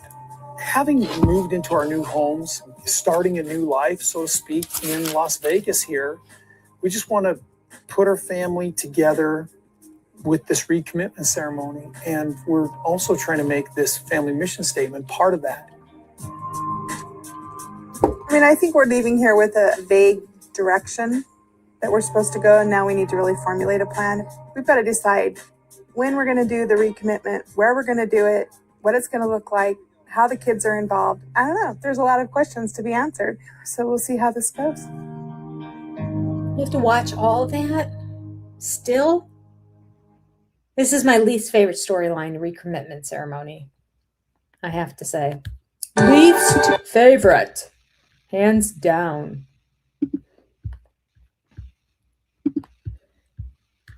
All right.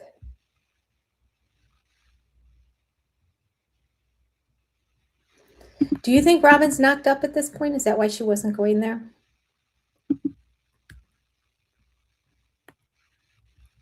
Robin doesn't want the others to hear her evaluation. That's probably it. She probably thought they were going to go over them some more the next day. I'm just going to sit this one out so we don't discuss it. We never really saw her reacting to her response, though, right? The only way we know about it is by Christine telling us that she was not happy with it, that she's somebody who likes drama. We wouldn't know if Christine didn't share it. Thank you, Christine. Christine, she's a polar opposite. She's such a yin and yang, a dichotomy of I'm going to speak truth and tell people secrets, and I'm going to act like everything is lovely and beautiful and rainbows and sunshine. And I don't know what you're talking about. Everything is just great. It just depends on the day. Depends on where the furniture flows.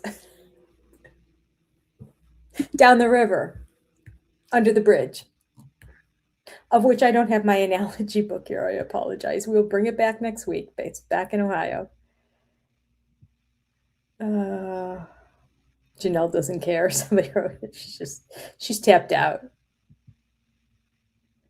Robin chose plural marriage for the money.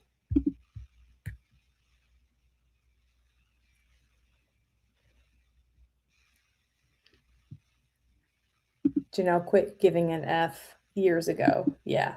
She's just sitting there like, whatever, you guys, I don't care. They can't handle the truth.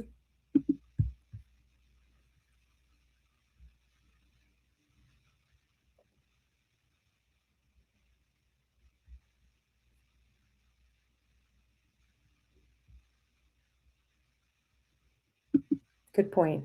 Marriage is hard enough for two people. It's hard for them because they're stuck at middle school emotionally. Well put. Yeah. Do you remember how awful it was at middle school? And you didn't know what was going on. You just were like a raging bunch of hormones that you couldn't figure out. You wanted to be grown up, but at the same time, you didn't want all the responsibility of being grown up. It's kind of where they all are right now.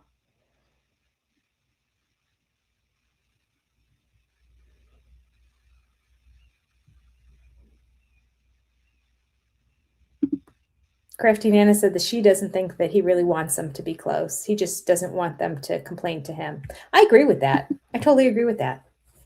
He doesn't want them to be too close because right now he's the victim of all these nagging wives that can't get along with each other. Oh, they drive me crazy. So he gets to play that card right now.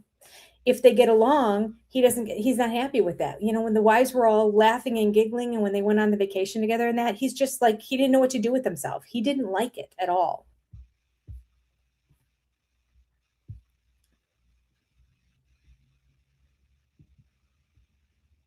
Blue Bunny points out that Robin speaks down to the sister wives as though they are her subjects. Yes.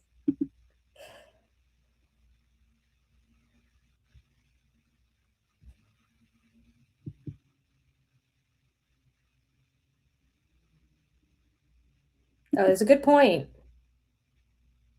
Critiker Whitaker. Abundance is very telling for Robin to put that out there. Yeah, she put abundance. I didn't catch that. That is a good catch. Hooten Nanny, Rabbit Hole 1 said, the family mission statement was so important to Christine. I don't get it. I don't get it either. I don't get it either. I think she thought it would change the dynamic of their family. They'd become the Dargers or something. Like Cody would get better looking and get a better body. I don't know. Like everybody would get along great. All right. Oh my gosh, are you following it over there? Let me see. That is crazy. 1,000. Exactly. 1,000 subscribers. Woo, woo, woo, woo. All right. I need to plan accordingly. So here's the instructions for you all. And please, when you're in the chat next week, feel free to keep reiterating this to people. The times will change from day to day. I don't know exactly what they are right now. I have to look at my calendar. I think Monday will be our regular time. And then after that, it gets crazy. I have a doctor's appointment that morning, but I should be able to get back. I think I did it so that I could be back for the live stream. So Monday's going to be fine. Some of those days we're going to have to do evening live streams. And then some of them we'll do 1 o'clock in the afternoon. So we'll either have 1 in the afternoon. I'll try not to have like crazy times all over the place. So it'll either be 1 in the afternoon or 7 p.m. Eastern Standard Time. And we will do 5 days in a row, I think. Hold on. Let me double check that that's not. Oh, it is. I'm going out of town with my family because that's Labor Day weekend. Okay. I'll tell you what. This is what we're going to do. We're just not going to do it Monday through Friday. We're going to start this Friday. There you go. Solve that problem. This Friday is going to be our first bonus live stream. And then we're going to go Monday, Tuesday, Wednesday, Thursday the next week. So we'll do 5 weekdays in a row, but we're going to start it on a Friday. Okay. Problem solved. Because I'm like, I don't know how many more weeks I have to keep pushing this out. Oh my gosh. Woohoo! All right. Yeah. Some people are going to be able to make the 1. Some are going to be able to make the 7. I'll try to make as many of them 1 o'clock as I can. But like Wednesdays, speech therapy starts this Wednesday. So school's back in session. So I can't do a daytime. I could do early in the morning on Wednesday. But then again, I don't want to keep doing all kinds of crazy all over the place. People really have a hard time following it and tracking it. So we're going to have to do 1 or 7. I'm going to shoot for 1 o'clock. We'll do 1 o'clock this Friday. We'll do 1 o'clock. And then we'll do 1 o'clock on Monday. But let me look at my calendar. All right, we'll figure it out here right now. All right, we're going to write it down. Let's do this together. Here we go.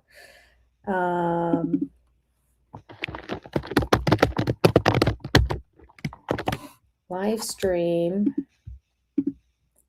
1 o'clock p.m. Oh, I got to change that because I'm in Central Time. So that's 12 o'clock Central Time. Okay. So this Friday is number 1. And then Monday is number 2. Again, 1 o'clock, both of them 1 o'clock Eastern Standard Time. Tuesday, we can still do 1 o'clock Eastern Standard Time. All right, let me do copy, duplicate. Tuesday, so we have 3 1 o'clocks in a row. 1 o'clock, 1 o'clock, 1 o'clock. Wednesday, we have to do 7 p.m. Putting that down now.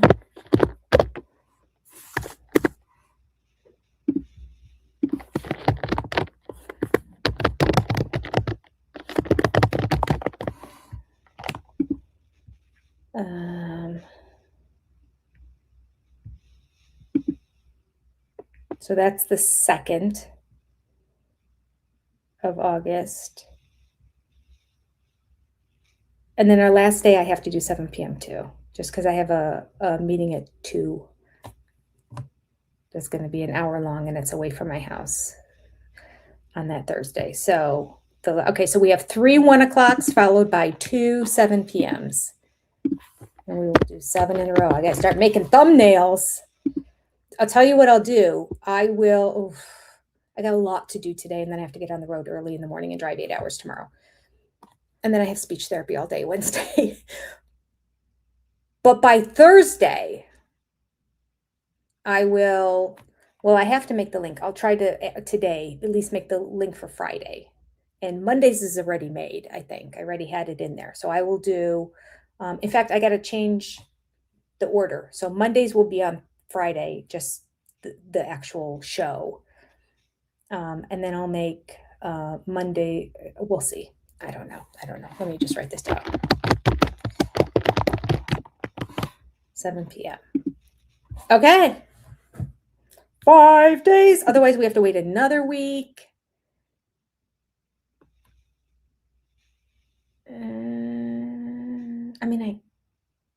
That Monday is already kind of tricky. But I could. Do you guys want to push it to the 2nd week? Let me ask you. I'm going to do a quick poll. I don't know how many people are even still left here, but we're going to try. Let's see here. Widget. New poll. Do you want this Friday, next Monday, Tuesday, Wednesday, Thursday? Oh, hold on. I apologize. I don't even know who's still here. When do you want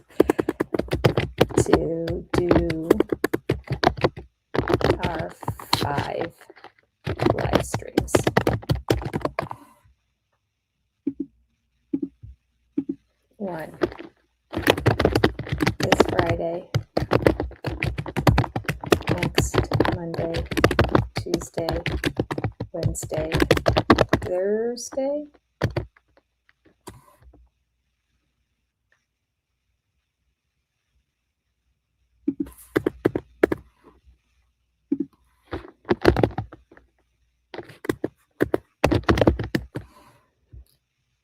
For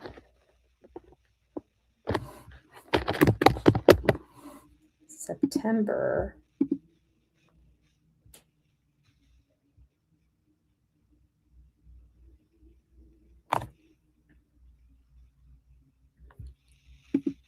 I'll just say second week of September.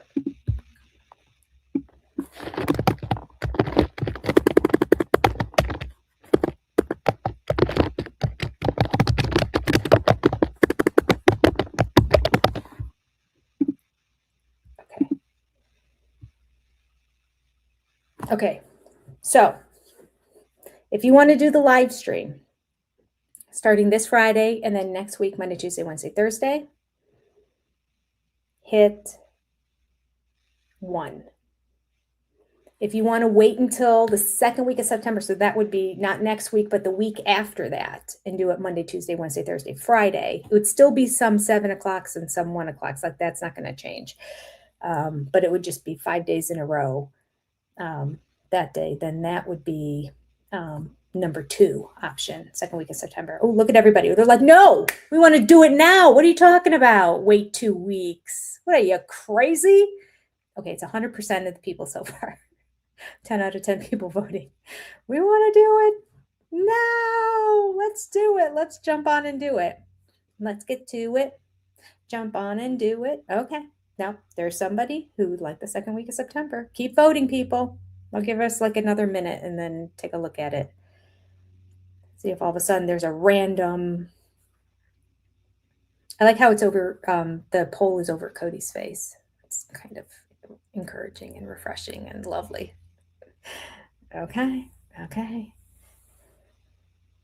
We have 2 for the second week of September. We have 12 for starting this Friday and then going into next week, leading up to Labor Day weekend, but not including that Friday of Labor Day weekend.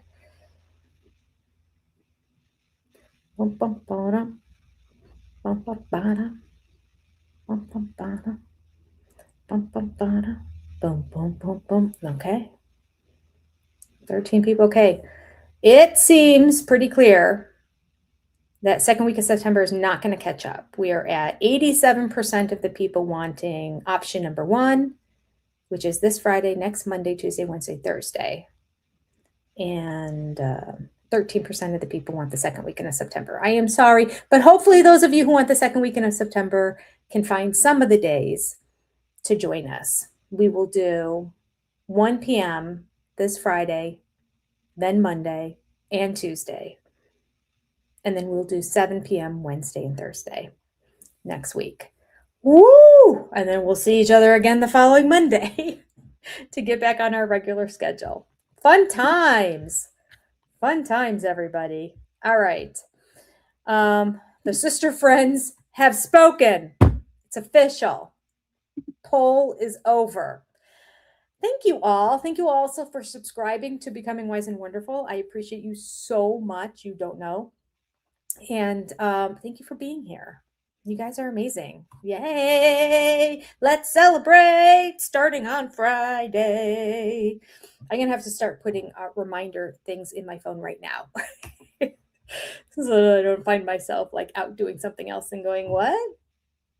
There's a text message from Lynn saying people are waiting. Which, by the way, I was getting laundry out of my dryer today, so that's why it was a couple minutes. So I'm like, I can get this. I didn't realize how many things needed to be like spread out so that they wouldn't wrinkle. More than I thought. Like, oh, this is taking more time than I thought. So I'm sorry I was 2 minutes late today. But I've made it up to you because we went 22 minutes over. So that's 20 minutes over because I was 2 minutes late. All right. This is fantastic. Thank you all. Thank you all. Thank you all for being here. I love you, sister friends. And guess what? I'll see you on Friday. Have a great day. Bye, everybody.